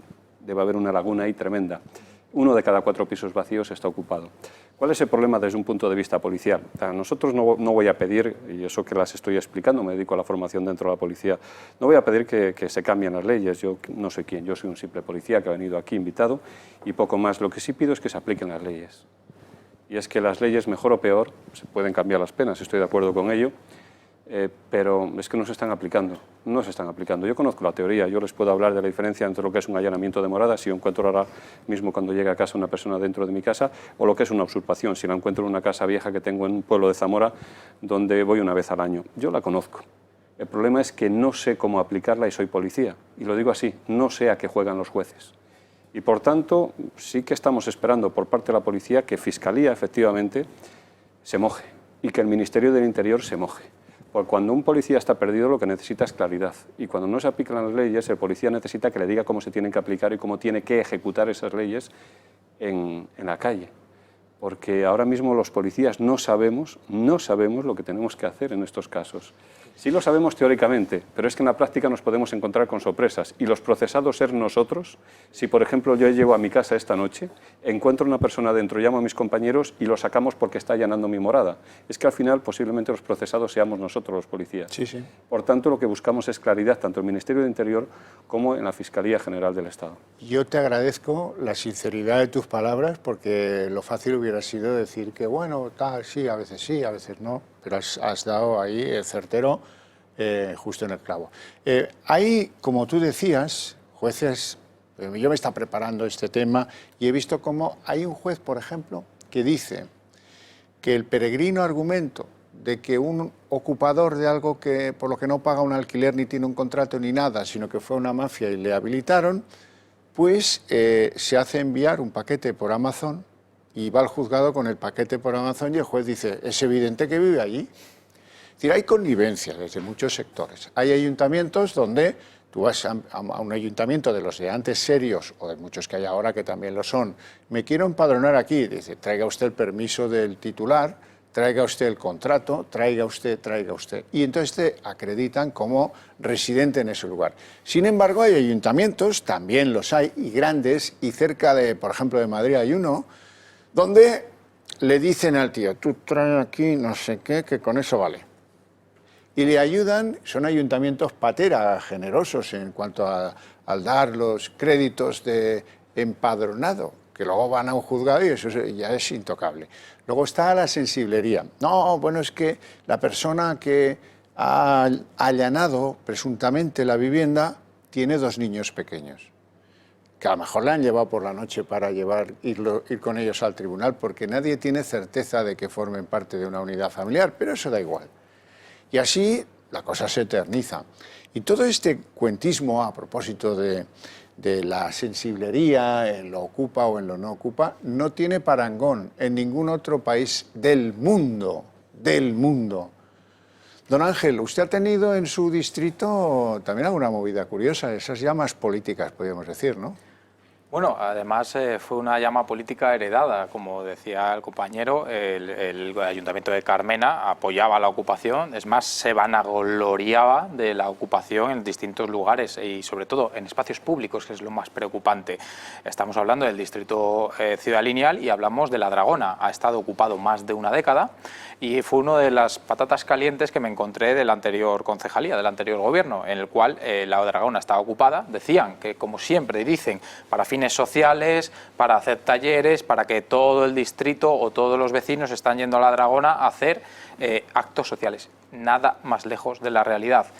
Una vez tomé posesión del cargo fue el primer asunto serio con el que me puse para desocuparla. La Dragona se desocupó en octubre y es cierto lo que decía, no es verdad que sea tan fácil desocupar además un espacio público. En primer lugar tienes que tener la voluntad de desocupar el espacio público, que hay muchos ayuntamientos, como bien comentaba, que no tienen las ganas ni la necesidad de hacerlo porque además les gusta eso. Y en segundo lugar es un procedimiento judicial largo, que incluso para un ayuntamiento como el Ayuntamiento de Madrid se convirtió en un proceso largo. Y luego, y esto es una realidad, cuando entras en ese espacio, porque yo entré en ese espacio está peor que si hubiera estado abandonado.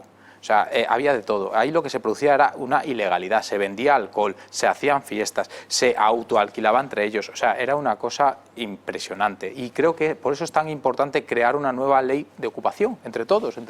Nos sentamos, hablamos y protegemos la propiedad privada, tanto la propiedad privada de las administraciones públicas, que es muy importante, como la propiedad privada de las personas, porque al final tú cuando te compras una casa o dos casas, no hay ningún problema por tener una segunda residencia. Te ha costado mucho trabajo llevar adelante, estás pagando hipotecas. ¿Por qué alguien puede tirar la puerta y colarse dentro? Y en este sentido hay una cosa que también quiero dejar claro. Dentro de nuestra propuesta de ley hay un dato muy importante y es que la persona que haya ocupado o que haya ocupado alguna vivienda, ya sea una vivienda de un fondo de inversión, puede ser, hay que hablarlo así de claro, o de un banco, o haya ocupado de una persona privada, de una propiedad privada, no pueda recibir ayudas. Porque lo que nos estamos encontrando y lo que estamos viendo es que hay mucha gente que ocupa esas casas, que además las ocupa en una estafa, por supuesto, porque la realquila a otra mafia que las ha ocupado y sigue cobrando ayudas. Es que no están no están enfrentadas esas dos cosas. Y esto es una realidad muy seria, porque las administraciones tenemos, o sea, desde el Ayuntamiento de Madrid nosotros hacemos alquileres sociales, damos todo tipo de ayudas a las familias que lo necesitan. Pero claro, estamos hablando de que una persona puede ocupar una casa y recibir ayudas del Estado, puede recibir el ingreso mínimo vital, que no está llegando, pero podría recibirlo. No está enfrentado una ayuda y una ocupación, y eso es un gran problema. Admitiendo que hay casos de extrema necesidad, lo que les dije antes de las 3.620 y tantas denuncias de ocupación ilegal en el año 2020, pues tiene otras tantas que no se han denunciado, porque son pues pisos que dependen del Instituto de la Vivienda de no sé qué sitio y ahí, bueno, no nos enfrentemos, ¿verdad? O de una inmobiliaria o de un banco o de un gran mayorista del asunto de la vivienda. Ay, no, mejor déjalo tal, prefiero que estén allí ya, inicia los trámites, que pasen los 2 años, pero no vayamos a tener un enfrentamiento porque tal. Claro, esas son cosas importantes. Víctor. En España no hay un problema con la ocupación. Si eres de Podemos y estás en un chalet, te va a proteger la policía porque tienes guardia civil o policía protegiéndote. Si eres un presentador o una presentadora de barrio con su marido dando lecciones, te vas a ir a la buena urbanización de la finca donde vas a estar protegido y no va a haber ocupación. Pero si es que eres una periodista de una de las cadenas progres, no te preocupes. El primer día que te invadan tu casa, ahí va a estar la policía con órdenes de la delegación de gobierno para abrir la puerta. Pero eso sí, para esos no hay problema con la ocupación. Pero si eres un ser humano español normal, que ha pagado sus impuestos, que ha ahorrado, desde luego que hay un problema con la ocupación. Mira, decías al principio, nadie se ha puesto con ello. Mira, este verano ha habido bastante debate con que Santiago Abascal resumía muy bien nuestra propuesta en el sentido de que tienen que salir de una patada en el culo en las primeras 24 horas. El 25 del 4 del 2019, hace ya tiempo, dijo las mismas palabras Santiago Abascal. Es decir, yo este verano, cuando surgió la polémica que resumía nuestra filosofía en este asunto, es que alguien que está ocupando un espacio ilegal, sea de propiedad privada como morada, porque si te fijas, lo que están es tratando de defender la fiscal, está mencionando únicamente lo que más les llama la atención en sus mediciones del Estado social, ¿no? Y es que, claro, es que eso de quitarle la casa a alguien, vamos a convencer a nuestros compañeros morados de que la morada igual sí que hay que protegerla. No, hay que proteger todo tipo de propiedad privada. La base de la democracia, la base de un sistema civilizado es la propiedad privada. La propiedad sea, y es importante en España, porque es que la principal vía de inversión de cara al futuro de la familia española ha sido, es y sigue siendo la inversión en su propio ladrillo, en una segunda vivienda, en una herencia. Vamos acumulando riqueza en el ladrillo. Y ahora que vienen maldadas, como hablábamos en el segmento anterior, lo más probable es que muchos españoles tengan necesidad de vender o acceder a esa vivienda, a lo mejor heredada de sus padres, o en el caso de esta señora, no estaría bajo el sujeto de morada, porque ni siquiera todavía han morado allí los legítimos herederos que tienen todo el derecho, más allá más del crimen de esta persona. A ver, aquí hay varios problemas, y nosotros lo que planteamos, desde luego, lo que hemos planteado es, tiene que haber permisividad cero con la comisión de delitos flagrantes. Es decir, si alguien está cometiendo un delito, tiene que salir por la puerta inmediatamente. Y hay varios problemas. Está el problema, ¿quién está ocupando esa casa? Si esa persona es un mena recién salido de un centro de menas donde se le ha consentido todo, donde se le ha financiado todo durante prácticamente una década y ocupa una casa, ese mena a su casa, con sus padres, que le vengan a buscar. Si es una persona en situación irregular en España, es una persona que no tiene los papeles en España, es que estamos hablando de una acumulación de ilegalidades. Esa persona no tiene por qué estar ni siquiera en España, mucho menos ocupando una casa. Y acabo. Incluso voy a romper, y eso es para defender, como digo, lo principal es la defensa de la propiedad privada, que son los ahorros, la inversión que tanto esfuerzo ha costado a tantos trabajadores españoles para tener esa casa, probablemente en un barrio pequeño, duro, donde ha sido aún más duro conseguir esa vivienda. Pero también incluso alguien puede que crezca la ocupación de personas, de españoles desesperados, que le tengan que dar una patada a algún sitio para llevarse a sus hijos, porque cuando los ERTE se convierten en ERES y el despido va a venir, y el mes de octubre, noviembre, diciembre y enero va a ser terrorífico, en lugar de estar dedicando dinero público a las estupideces del género y la génera, estamos gastando cientos, miles de millones al año en España en formaciones de cómo tocarte el clítoris. Deberíamos estar dedicando esos dineros a ayudar a las familias que de verdad se encuentren en situaciones desesperadas y no tengan que recurrir a un acto ilegal para poder dar cobijo a sus hijos. Así que en conjunto lo que hay que defender es a los españoles y defender la legalidad, y sobre todo defender a las fuerzas y cuerpos de seguridad del Estado, que tengan absolutamente claro y transparente y estén absolutamente defendidos. Lo hemos dicho, para esto se ha dicho ayer, cuando son atacados por mafias de otro tipo, cuando son atacados con toda la violencia por parte de los narcotraficantes, y nosotros hemos dicho, igual que hemos simplificado en la patada, hemos simplificado en el plomo, que puedan defenderse legítimamente, porque también muchas desocupaciones hay una elevadísima violencia contra la policía, porque se saben seguros y saben que van a salir ganando. Tienen que estar legitimados y tienen que tener las normas claves y defender la propiedad privada. Don Serafín, en el terreno policial también ha habido un cambio de óptica importante en los últimos meses, como acreditan algunos titulares que van a ir viendo ustedes por ahí, pero lo cierto es que la policía es quien propone detener a los ocupas por allanamiento o por usurpación violenta cuando llega el caso. Sí, pero a ver, quisiera aclarar una cosa. Eso no es un documento, ha salido como un documento interno, no es un documento interno. Sencillamente es un policía que hizo un esquema de lo que dije yo antes, de la diferencia entre lo que es el allanamiento de morada y el delito de usurpación violenta y no violenta. Sencillamente hizo un esquema y eso parece que se filtró hacia el exterior y los periodistas lo tomaron como un documento interno. No, no es un documento, es un esquema sencillamente de teoría, que es la teoría que ya está escrita. Y vuelvo a incidir sobre todo, y no voy a entrar, es que no quiero entrar en un posible cambio legal, no voy a discutir, no me dedico a la política sobre ese posible cambio legal, pero sí que quiero pedir que se sigan cumpliendo las leyes, que se cumplan las leyes. Y es que mi misión es esa, mi misión es pedir que se cumpla la ley, que no se está cumpliendo. Hay una ley del 2018, la ley precisamente del desahucio exprés, que modificó la ley de enjuiciamiento criminal, y es que supuestamente esas desocupaciones de estos elementos, desde mi punto de vista delincuenciales, de estos delincuentes, se tendrían que producir en apenas días. Yo he hecho una media, me dedico a la formación y lo sabes, he hecho una media de las ocupaciones, porque además me llamó mucho la atención este tema, porque lo sufrí en primera persona en esa casa precisamente vieja de Zamora. ¿Te acuerdas? Sí, y hay una media de 6 meses que se tarda en toda España. Hay juzgados muy diligentes que pueden tardar 2 o 3 meses. La media es mía, esto estoy hablando a nivel personal.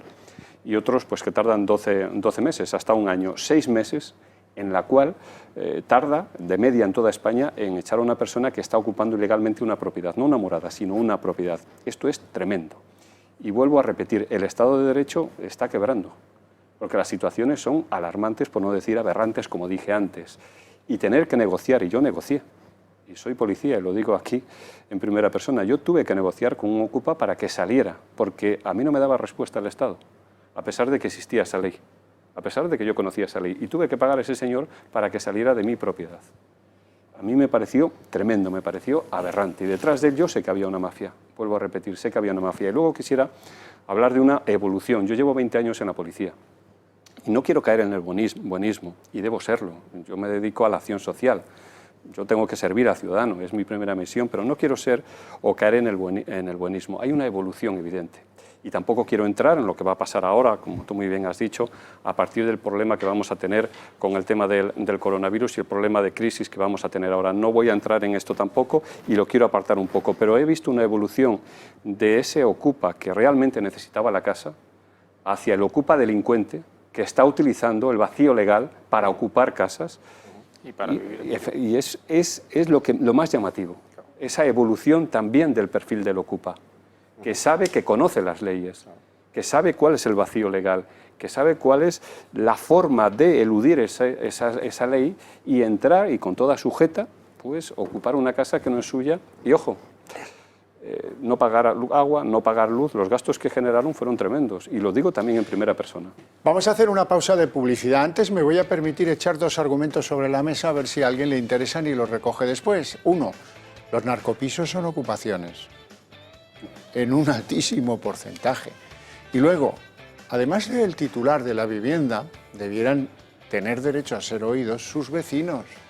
Porque claro, no es lo mismo que viva una señora mayor llamada Concha, pero que lamentablemente fallece y entran allí y te meten no sé qué, y los vecinos ya han visto las imágenes de Leganés, el pollo que montaron los vecinos contra la cuidadora ocupa. O sea que los vecinos también tendrían que tener derecho a ser oídos en estos procedimientos. Pausita de publicidad y volvemos en apenas 2 minutos.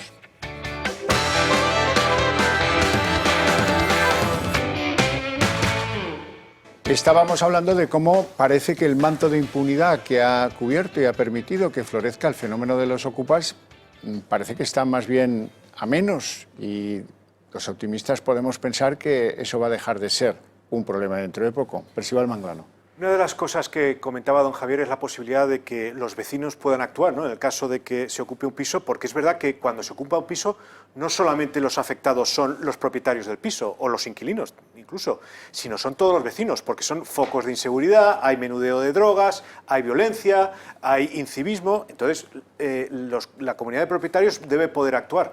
En la propuesta de ley, en la proposición de ley del Partido Popular, hay una propuesta que va precisamente en esa línea, y es que la comunidad de propietarios como tal pueda iniciar un expediente para que se pueda desalojar a los ocupas y que no solamente dependa del propietario del piso. Pero al hilo de esto déjeme añadir otra idea que me parece que es importante, ¿no? Que es cuando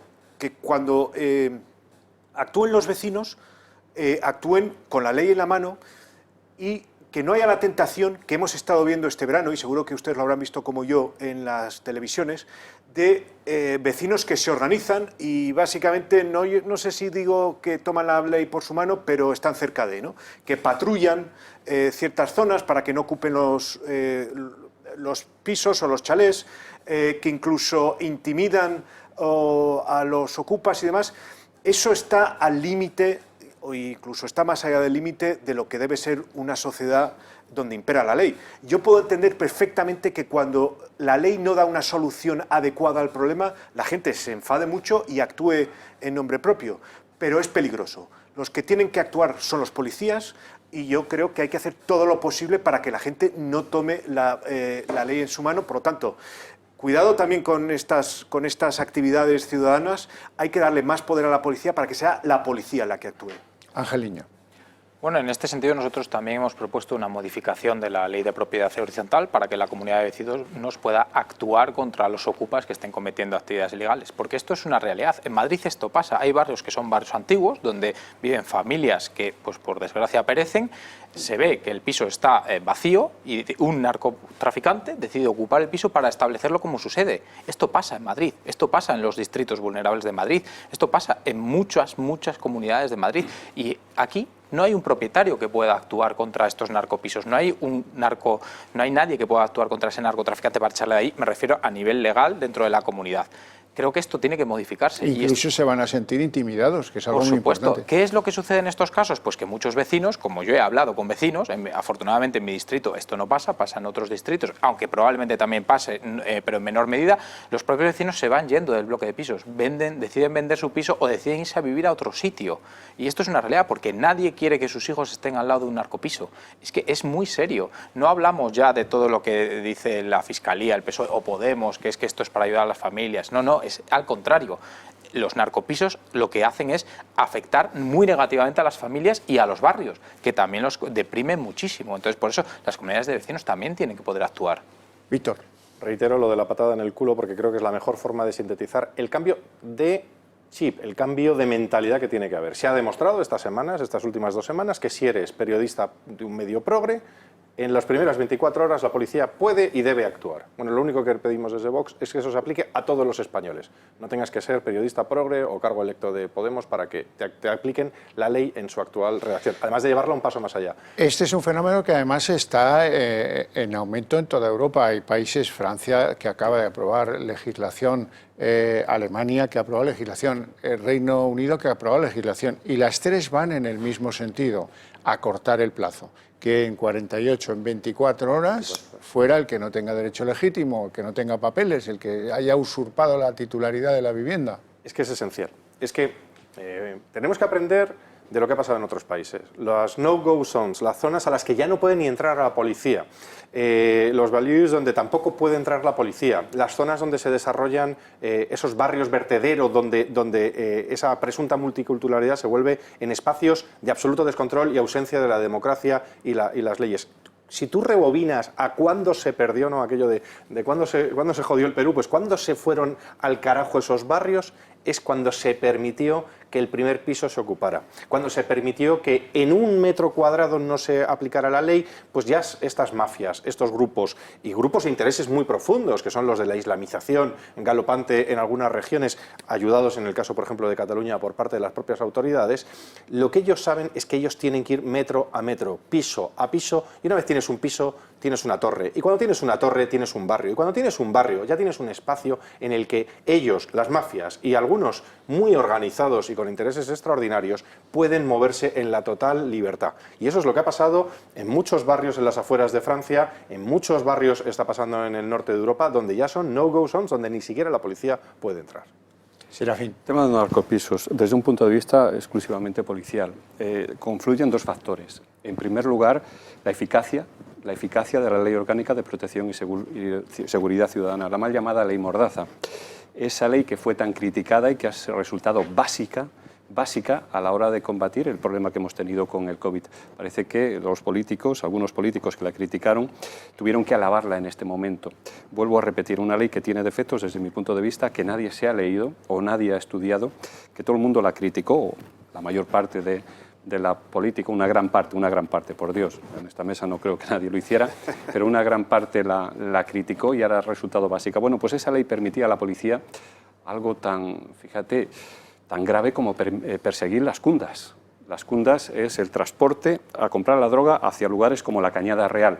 La policía combatió y combate, gracias a esta ley, pues esa venta al menudeo de droga, y en lugares como la Cañada Real o otros lugares como en Barcelona o en Málaga, pues prácticamente nos ha ayudado mucho, no digo que la haya eliminado, pero nos ha ayudado mucho a evitar que aquellos fueran unos auténticos supermercados de la venta. ¿Qué han hecho los señores de la droga? ¿Qué han hecho estos señores que vendían la droga y que, vuelvo a repetir, nosotros combatíamos gracias a la eficacia de esta ley?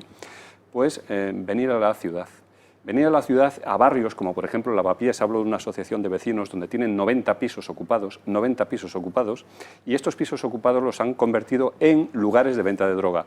Eso es un narcopiso, un piso ocupado donde se vende droga, y en estos momentos, ¿por qué no resulta tan difícil combatir ese narcopiso? Porque una vez que ocupan esas personas esa propiedad que no es de ellas, nosotros tenemos en primer lugar, la policía, tenemos que demostrar en primer lugar que efectivamente se vende droga dentro. Y para eso nos tenemos que apostar en la puerta de ese narcopiso, hacer 20, 40, 50 actas de droga y decirle a un juez, mire, ahí se está vendiendo droga. Que el juez nos dé una autorización de entrada. Pueden tardar meses. Nosotros, gracias a esa autorización de entrada, detenemos a las personas que están dentro, pero vuelven a entrar otras. Esto es lo que genera el vacío legal, en segundo lugar, el vacío legal de una falta de eficacia o falta de cumplimiento de las leyes. En definitiva, estos narcopisos se generan, en primer lugar, por la eficacia de la Ley Orgánica de Protección y Seguridad Ciudadana y, en segundo lugar, porque no se está cumpliendo la legislación sobre usurpación, sobre allanamiento de morada.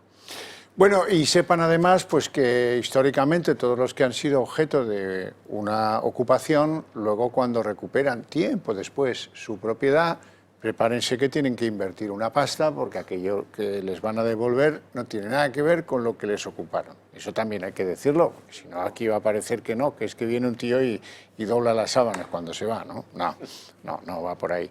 ¿Y por qué ha habido esta reflexión inducida de la sociedad española para dejar de ver esto de una manera que, bueno, esto pasa en algunos sitios y tal, pero yo no mires para allá, déjalo, esto ya se ocupará la policía, pero la policía, los jueces, tal, y la casa sin barrer? Porque es que España había llegado a ser el paraíso de la ocupación. Hemos preparado un trabajo para que ustedes lo vean. Hoy, en España hay unas 100.000 viviendas ocupadas y unas 200.000 familias afectadas. Cada día se ocupan en España más de 40 viviendas, actividad que en los últimos 2 años se ha disparado un 23% y desde 2008 casi un 60%. Teóricamente, la normativa actual beneficia al propietario privado. Si éste presenta una demanda de desahucio, se habla de hacerlo en las primeras 48 horas siguientes a la ocupación de su vivienda, pero no hay base legal para afirmar ese plazo, el ocupante ha de ser avisado de la misma con inmediatez. Y si en 5 días no presenta una factura que demuestre el alquiler del inmueble en el que reside, la justicia procede al desalojo. Teóricamente, porque en la realidad sucede que los juzgados están colapsados y nunca se resuelve un caso de ocupación antes de 5 meses. Con frecuencia, la pesadilla dura varios años, ya que los delincuentes presentan facturas falsas, lo que alarga el proceso. Durante todo este tiempo, el propietario, expulsado de su casa por delincuentes organizados, seguirá pagando su hipoteca, el IBI, la luz, el agua y el gas que gasten los ocupantes. Si además en el interior de la vivienda se han establecido menores o población dependiente o vulnerable, el desahucio se complica aún más, ya que el Estado debe comprometerse a encontrar en el plazo de 7 días una solución a dichas personas. Hemos llegado al punto en el que está habiendo propietarios denunciados por los ocupas cuando aquellos recuperan su vivienda. Lo que está sucediendo hoy en España es sencillamente grotesco. Políticamente, Sánchez está en manos de la retórica demagógica de Podemos. No olvidemos que el PSOE incluso modificó la ley en su día para agilizar los desahucios, algo de lo que se jactó la ministra Chacón. No funcionó, sin embargo, debido al colapso de los juzgados, como ya se ha dicho, de modo que la ocupación apenas se ha visto alterada y ha seguido deteriorando los barrios en los que se ha establecido, deprimiéndolos social y económicamente. Aunque la extrema izquierda ofrece una versión lacrimógena de la ocupación, de acuerdo a la cual esta es protagonizada por personas necesitadas a las que no queda otra opción, la realidad es que se trata mayoritariamente de un negocio de las mafias que han encontrado en la ocupación de casas un mercado que explotar ante la inacción de los poderes del Estado. Y también existe una ocupación de carácter ideológico como una apuesta radical de vida alternativa. La policía, inerme ante esta situación, recomienda que los españoles contraten agencias de seguridad y que instalen alarmas, ya que si esta salta puede tratarse el asunto como un allanamiento de morada o como un robo, lo que sería competencia policial. Hoy por hoy, el fiscal superior de Baleares ha habilitado a policías y guardias civiles para actuar sin esperar la autorización judicial. Entre tanto, Vox, PP y Ciudadanos han solicitado al Congreso una ley antiocupa que contemple penas de 1 a 6 años y más recursos para que las fuerzas de seguridad puedan desalojar en 48 horas. Lo increíble es que, a día de hoy, sigamos a la espera de que el Gobierno de la Nación se tome la molestia de proteger la propiedad. Una propiedad que es, la más de las veces, el pequeño depósito de futuro de la población más desasistida. Bien, por alusiones, don Serafín Giraldo. Sí, prácticamente viene a decir lo que dije yo. Lo único que no estoy de acuerdo, yo creo que son 6 meses, no 5, como dijo, bueno, es una broma. Bueno, a lo que voy, es una situación aberrante. Y además lo ha dicho ahí con otra palabra. Que se tenga que negociar o que se tenga que buscar a empresas privadas. Para mí, vuelvo a repetir por tercera vez, para mí de dudosa legalidad. Porque ese es otro tema que podríamos tratar en otro debate. Insisto, que un policía tenga que recomendar a una persona que ha sufrido un allanamiento de morada, que ha sufrido una ocupación ilegal o una usurpación de un derecho real inmobiliario, que tenga que recomendarle un policía, que también lo ha dicho ahí, que denuncie por robo o que denuncie porque por allanamiento cuando hay una ocupación, es triste. Realmente es triste. Mucho porque es como tener que dar un giro legal para no admitir algo esencial, que es que yo, desde mi punto de vista, no soy jurista, pero le cedo la palabra a usted enseguida, don Percival, yo creo que el derecho a la propiedad debería estar mejor escrito en la Constitución. En la Constitución tiene un carácter, pues por si viene la policía, mi casa es inviolable, mi hogar es inviolable, no sea que no sea lechero y vengan a las... Eso es una historia de un país que en aquel momento, en el año 78, tenía unas sombras. Pero el resto de constituciones donde no se salían de dictaduras ni de rollos, lo que tiene es como derecho inviolable la propiedad privada en sus textos constitucionales. Aquí eso no lo reivindica nadie, pero bueno. Sí, tiene usted toda razón. La propiedad privada, si no recuerdo mal, es artículo 33 de la Constitución, que no es un derecho fundamental y no tiene la protección como tal, mientras que la inviolabilidad del domicilio sí que lo es. Por subrayar el carácter demencial de las interferencias políticas que hay con la cuestión esta de las ocupaciones, déjeme recordar un dato que es que me parece alucinante. La portavoz de un partido de gobierno, como es Podemos, el Gobierno de la Nación, que ostenta la vicepresidencia del Gobierno y unos cuantos ministerios, la portavoz de ese partido ha sido condenada a 19 meses de cárcel por haber insultado y agredido a una policía municipal en el transcurso de un desahucio en Lavapiés, precisamente. Se mencionaba Lavapiés hace un momento. Isabel Serra, también portavoz de Podemos en la Asamblea de Madrid, diputada en la Asamblea de Madrid. Pero claro, pero ¿cómo puede ser? O sea, ¿cómo puede ser que en un país avanzado, civilizado, desarrollado, la portavoz de un partido de gobierno esté condenada por esto, por haberse opuesto violentamente a un desahucio? Pues mire, tal como lo ve el presidente, por un juez, tal como lo ve el presidente del Gobierno, Podemos es más cumplidor de la Constitución que el Partido Popular. Eso dijo esta semana. Váyase atando los machos. Pues sí. Vamos a ir viendo alguno de los tuits de algunos de los defensores de la ocupación, que también los hay. Por ejemplo, Willy Toledo, no sé cómo presentarle. Creo que algún día fue actor, no tengo muy claro cuándo, pero yo era muy pequeño. Don Ángel Niño, usted quería matizar algo. Bueno, yo quiero matizar que es que hay que actuar ya con este tema. Y hay que actuar ya porque estamos con una crisis a las puertas, si no podemos decir que ya estamos en una crisis, que los datos dicen que ya estamos en una crisis, en el cual ocupar se ha convertido en un negocio. Es decir, la gente ya no ocupa por esa necesidad que decía la izquierda de estoy muy mal. Puede que llegue, puede que haya casos, pero son los menos. La realidad es que ocupan una casa, piden dinero y si pagas, se van. Y si no, no se van. Por eso es tan importante y por el segundo punto, que es clave. Ahora mismo nos vamos a encontrar en una crisis económica, en una depresión económica, no sabemos qué, pero sabemos que los barrios en los que la ocupación prolifera se deprimen, como bien indicaba el reportaje que acabamos de ver.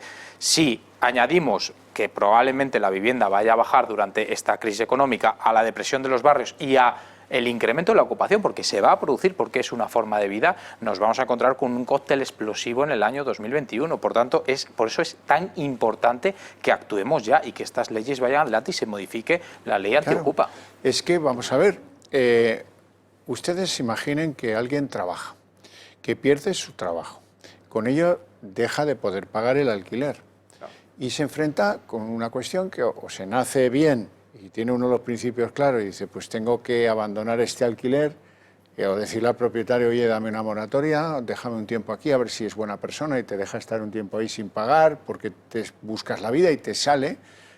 A muchos puede que no les salga. Y esos pues tienen una tentación ante sí, que es acudir a la mafia, en ese lugar quedarse ahí como el caracol y esperar a ver si tiene suerte y en el juzgado, porque a lo mejor puede acreditar algún recibo, a lo mejor puede acreditar algún conocimiento, tiene un contrato viejo que ahora porque no paga pues tal.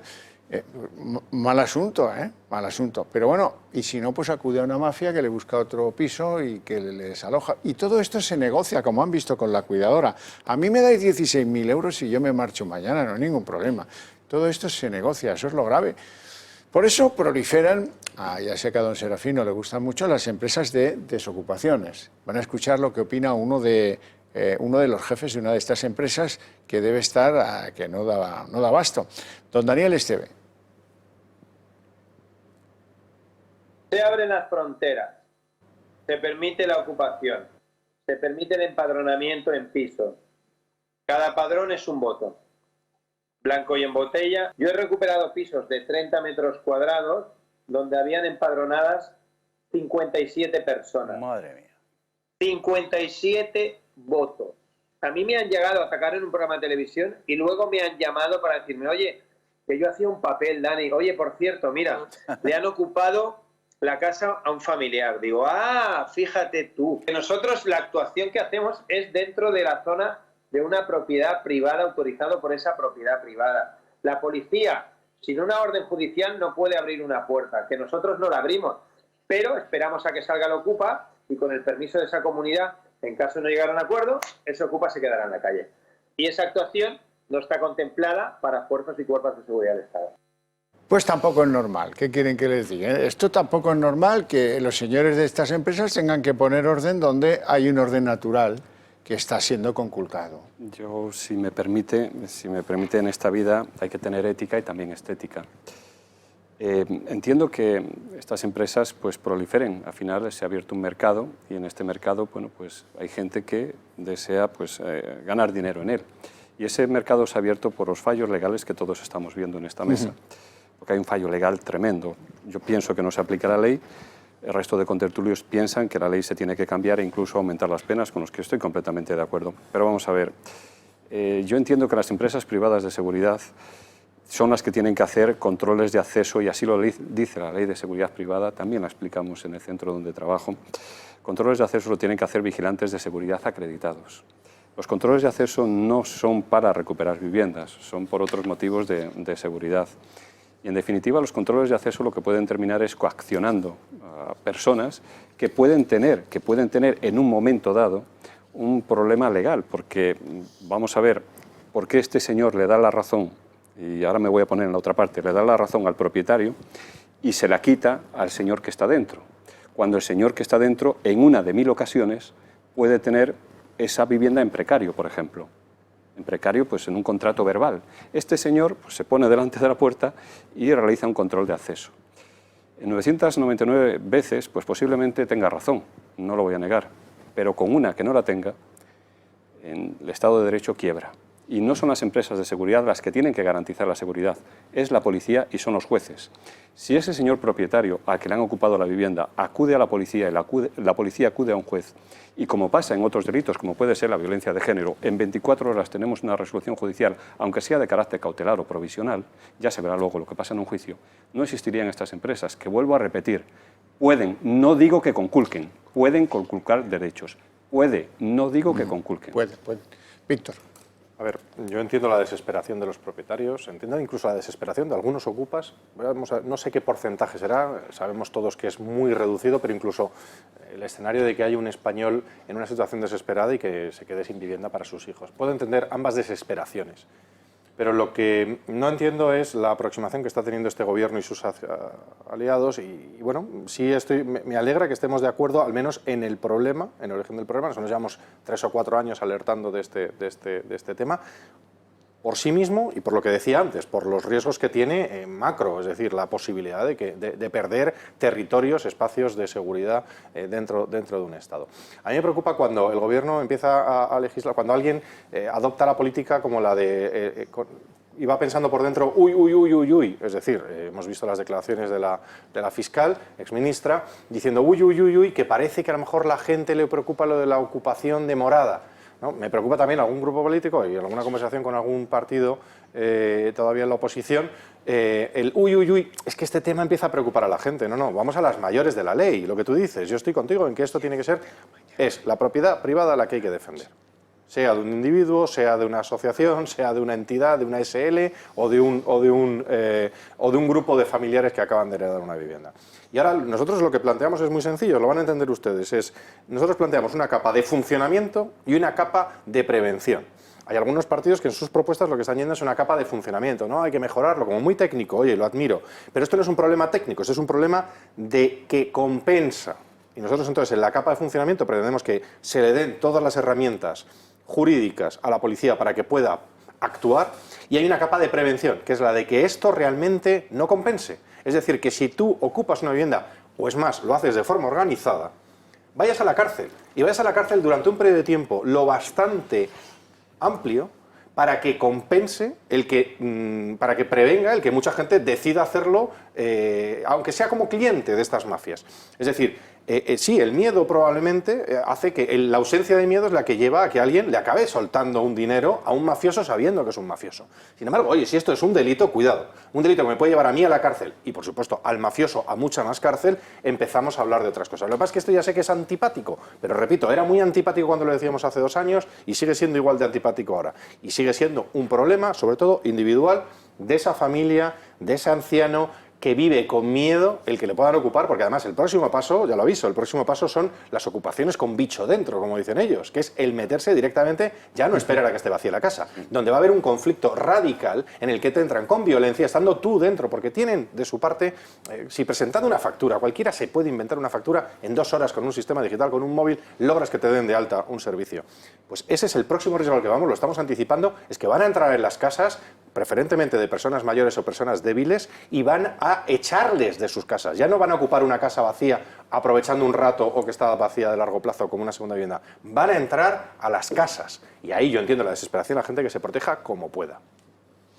Bueno, y muchas inconsecuencias en los tribunales de justicia, donde, bueno, pues por no querer entrar en el asunto, recuerdo el caso de unas hermanas en una población madrileña que, pues ante la hospitalización de la madre, llegó una familia de origen marroquí, que no magrebí, porque eso es una palabra incorrectamente usada por muchos que no quieren decir marroquíes, y dicen magrebíes, siendo que en árabe Magreb significa que es el que vive al este.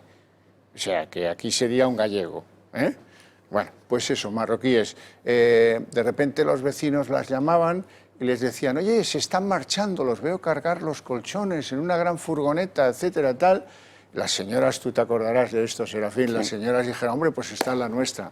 Entraron, aquello estaba hecho un carajal, cambiaron la cerradura, tuvieron que invertir una pasta, y es que se habían ido de vacaciones esta familia marroquí. Y volvió. Y cuando volvió dijo, ¿cómo? Que me han quitado nuestra casa con los niños pequeños y tal. Y el ayuntamiento desalojó, la policía municipal de un pueblo de Madrid, desalojó a los propietarios legítimos y le dio las llaves del piso a la familia magrebí. Es más, el juzgado les imputó un delito. Luego, al final, pues eso, después de muchos sufrimientos, muchos padecimientos que son absolutamente innecesarios, podrían ser innecesarios, pues lo consiguieron llevar adelante. Pero anda, ¿cuántos no habrá por ahí aturdidos con procedimientos judiciales que no terminan de entender? Oiga, pero si yo tengo la escritura, yo no he firmado el contrato. Bueno, hay casos en los juzgados de gente que va con un contrato que le ha hecho el de la mafia. Claro, y no el propietario legítimo. Y, oiga, que yo tengo un contrato. ¿Tiene un contrato? ¿Cómo que tiene un contrato? ¿De qué tiene usted un contrato? Hay una variante nueva que está empezando a darse, ha habido ya algún caso, creo que era en Asturias, de ocupar con bicho o bicho reciente, me explico. Es entrar a ocupar no solamente viviendas, entrar a ocupar negocios. Estamos hablando de, por ejemplo, de un taller mecánico de automóviles, jubilarse el dueño y automáticamente alguien entrar y con toda... Imagínate lo que es entrar en una cosa, con todos los restos que hay de papeles, de sellos, y hacerse con el negocio también, es decir, mientras que el legítimo propietario que tenía alquilado aquello se lo queda. Es decir, la evolución es cuando tú dejas la mano ancha, aquí acaban evolucionando. Y esto está evolucionando a situaciones más grandes, más terribles y sobre todo más dramáticas, repito, de con bicho dentro, que es como lo empiezan a calificar. Ángel. Y yo, además, en línea con lo que decías, os quiero contar un caso que es una realidad y que he vivido muy de cerca, porque ha sido una compañera de trabajo la que lo ha sentido. Su tío tuvo que irse al hospital por una enfermedad, hablo de tema de antes de COVID, y cuando salió del hospital llegó a su casa que estaba ocupada. No consiguieron sacarlo porque obviamente llevaban allí algunos meses porque fue una hospitalización grave, una hospitalización de larga duración, no pudo volver a su casa. Fue a una residencia de ancianos que sufragó mi compañera de trabajo y su hermano, y además se ha visto en los medios últimamente, y esa persona ha fallecido y su casa a día de hoy sigue ocupada. Sigue ocupada. Estamos ante una situación que puede pasarnos a cualquiera. Cualquiera podemos ir, por desgracia, con esta pandemia mundial al hospital y volver y tener la casa ocupada. Sí, sí, este verano yo creo que una proporción enorme de españoles nos hemos ido pensando que íbamos a encontrarnos a la vuelta. Por desgracia, por desgracia, como se ha dicho antes, las mafias actúan con asesoramiento jurídico, o sea, que es que el crecimiento del negocio se ha asegurado gracias a un asesoramiento jurídico que encuentra las fallas legales, y también están diversificando el negocio, como bien acaba de decir Víctor. Claro, es que si ves que una línea de negocio te funciona, diversificas. Entonces, pues pasas de moradas a negocios porque bueno, funciona. Bueno, Serafín Giraldo sabe que hay mucho delincuente en España que apenas habla el idioma, que no va indocumentado cuando produce el delito y lleva en su cartera una tarjeta de un abogado español, ¿verdad? Bueno, usted quería decir algo, ¿no? Sí, al final la conclusión que sacamos es que el propietario, la propiedad en España, me ha llamado mucho la atención lo que decías de la evolución hacia comercios, es cierto, la estamos viendo también la policía. Y vuelvo a empezar, la propiedad en España está mal protegida. Fijaros la conclusión que podemos sacar entre todos. A una persona le quitan una vivienda, sea segunda, sea primera vivienda, porque hasta casos de allanamiento de morada estamos viendo que si al final pues, la persona que tiene su morada se sale a vivir fuera y el delincuente entra en su propia casa. Le quitan la vivienda. Aparecen unas empresas, para mí, de dudosa legalidad, de dudosa, o al menos de dudosa actuación legal, que le cobran de 2.000 a 6.000 euros. Esto hay que decirlo también, ¿eh? De 2.000 a 6.000 euros, 2.000 en el menor de los casos, 6.000 euros es lo que yo sé que han llegado a cobrar, en un caso más, hasta 8.000, pero bueno, son casos especiales. Hasta 6.000 euros que tiene que pagar porque unos señores se pongan en una puerta supuestamente a echar a las personas que están dentro, vuelvo a repetir, de dudosa legalidad, puede acabar denunciado por esta actuación, sufre daños en su vivienda en tercer lugar, no obtiene una respuesta judicial eficaz e inmediata y le piden que se cruce de brazos y que pague el agua, luz y gas y resto de suministros durante una media, vuelvo a repetir, de 6 meses. Esto es lo que está pasando en España. Es tremendo. Y entiendo las situaciones de necesidad, que las tienen que resolver, señores, ustedes, los políticos, tienen que resolver esa situación de necesidad. Y entonces el debate aquí debería ser otro. No hay suficientes pisos, los políticos no me protegen, la política no me protege, pero yo no veo ese debate. Yo veo el debate de delincuentes que entran y abusan de pisos de propietarios. Es la desviación cómoda, fácil, digamos natural, entre comillas, de un país que está por ser gobernado. Un país donde en los juzgados no se preocupan de dar soluciones a las buenas personas que acuden allí con un problema y, y la sociedad tampoco, porque la sociedad le ha dado la vuelta al tema y espero que esto tenga solución pronto. Muchas gracias a los 4, se nos termina el tiempo, o sea que aquí concluye el Más se perdió en Cuba, pero hombre, tengo que dar una buena noticia, ya saben, hay un estreno en la cadena que tienen que ver con entusiasmo porque pues, está hecho con mucho cariño. El domingo a las 22 horas, es decir, mañana, a las 22 horas se estrena La España Viva, que es una especie de asunto de lo que está pasando en el entorno de Vox, sin cortapisas y sin ningún tipo de corte por lo que otros puedan decir a propósito del programa.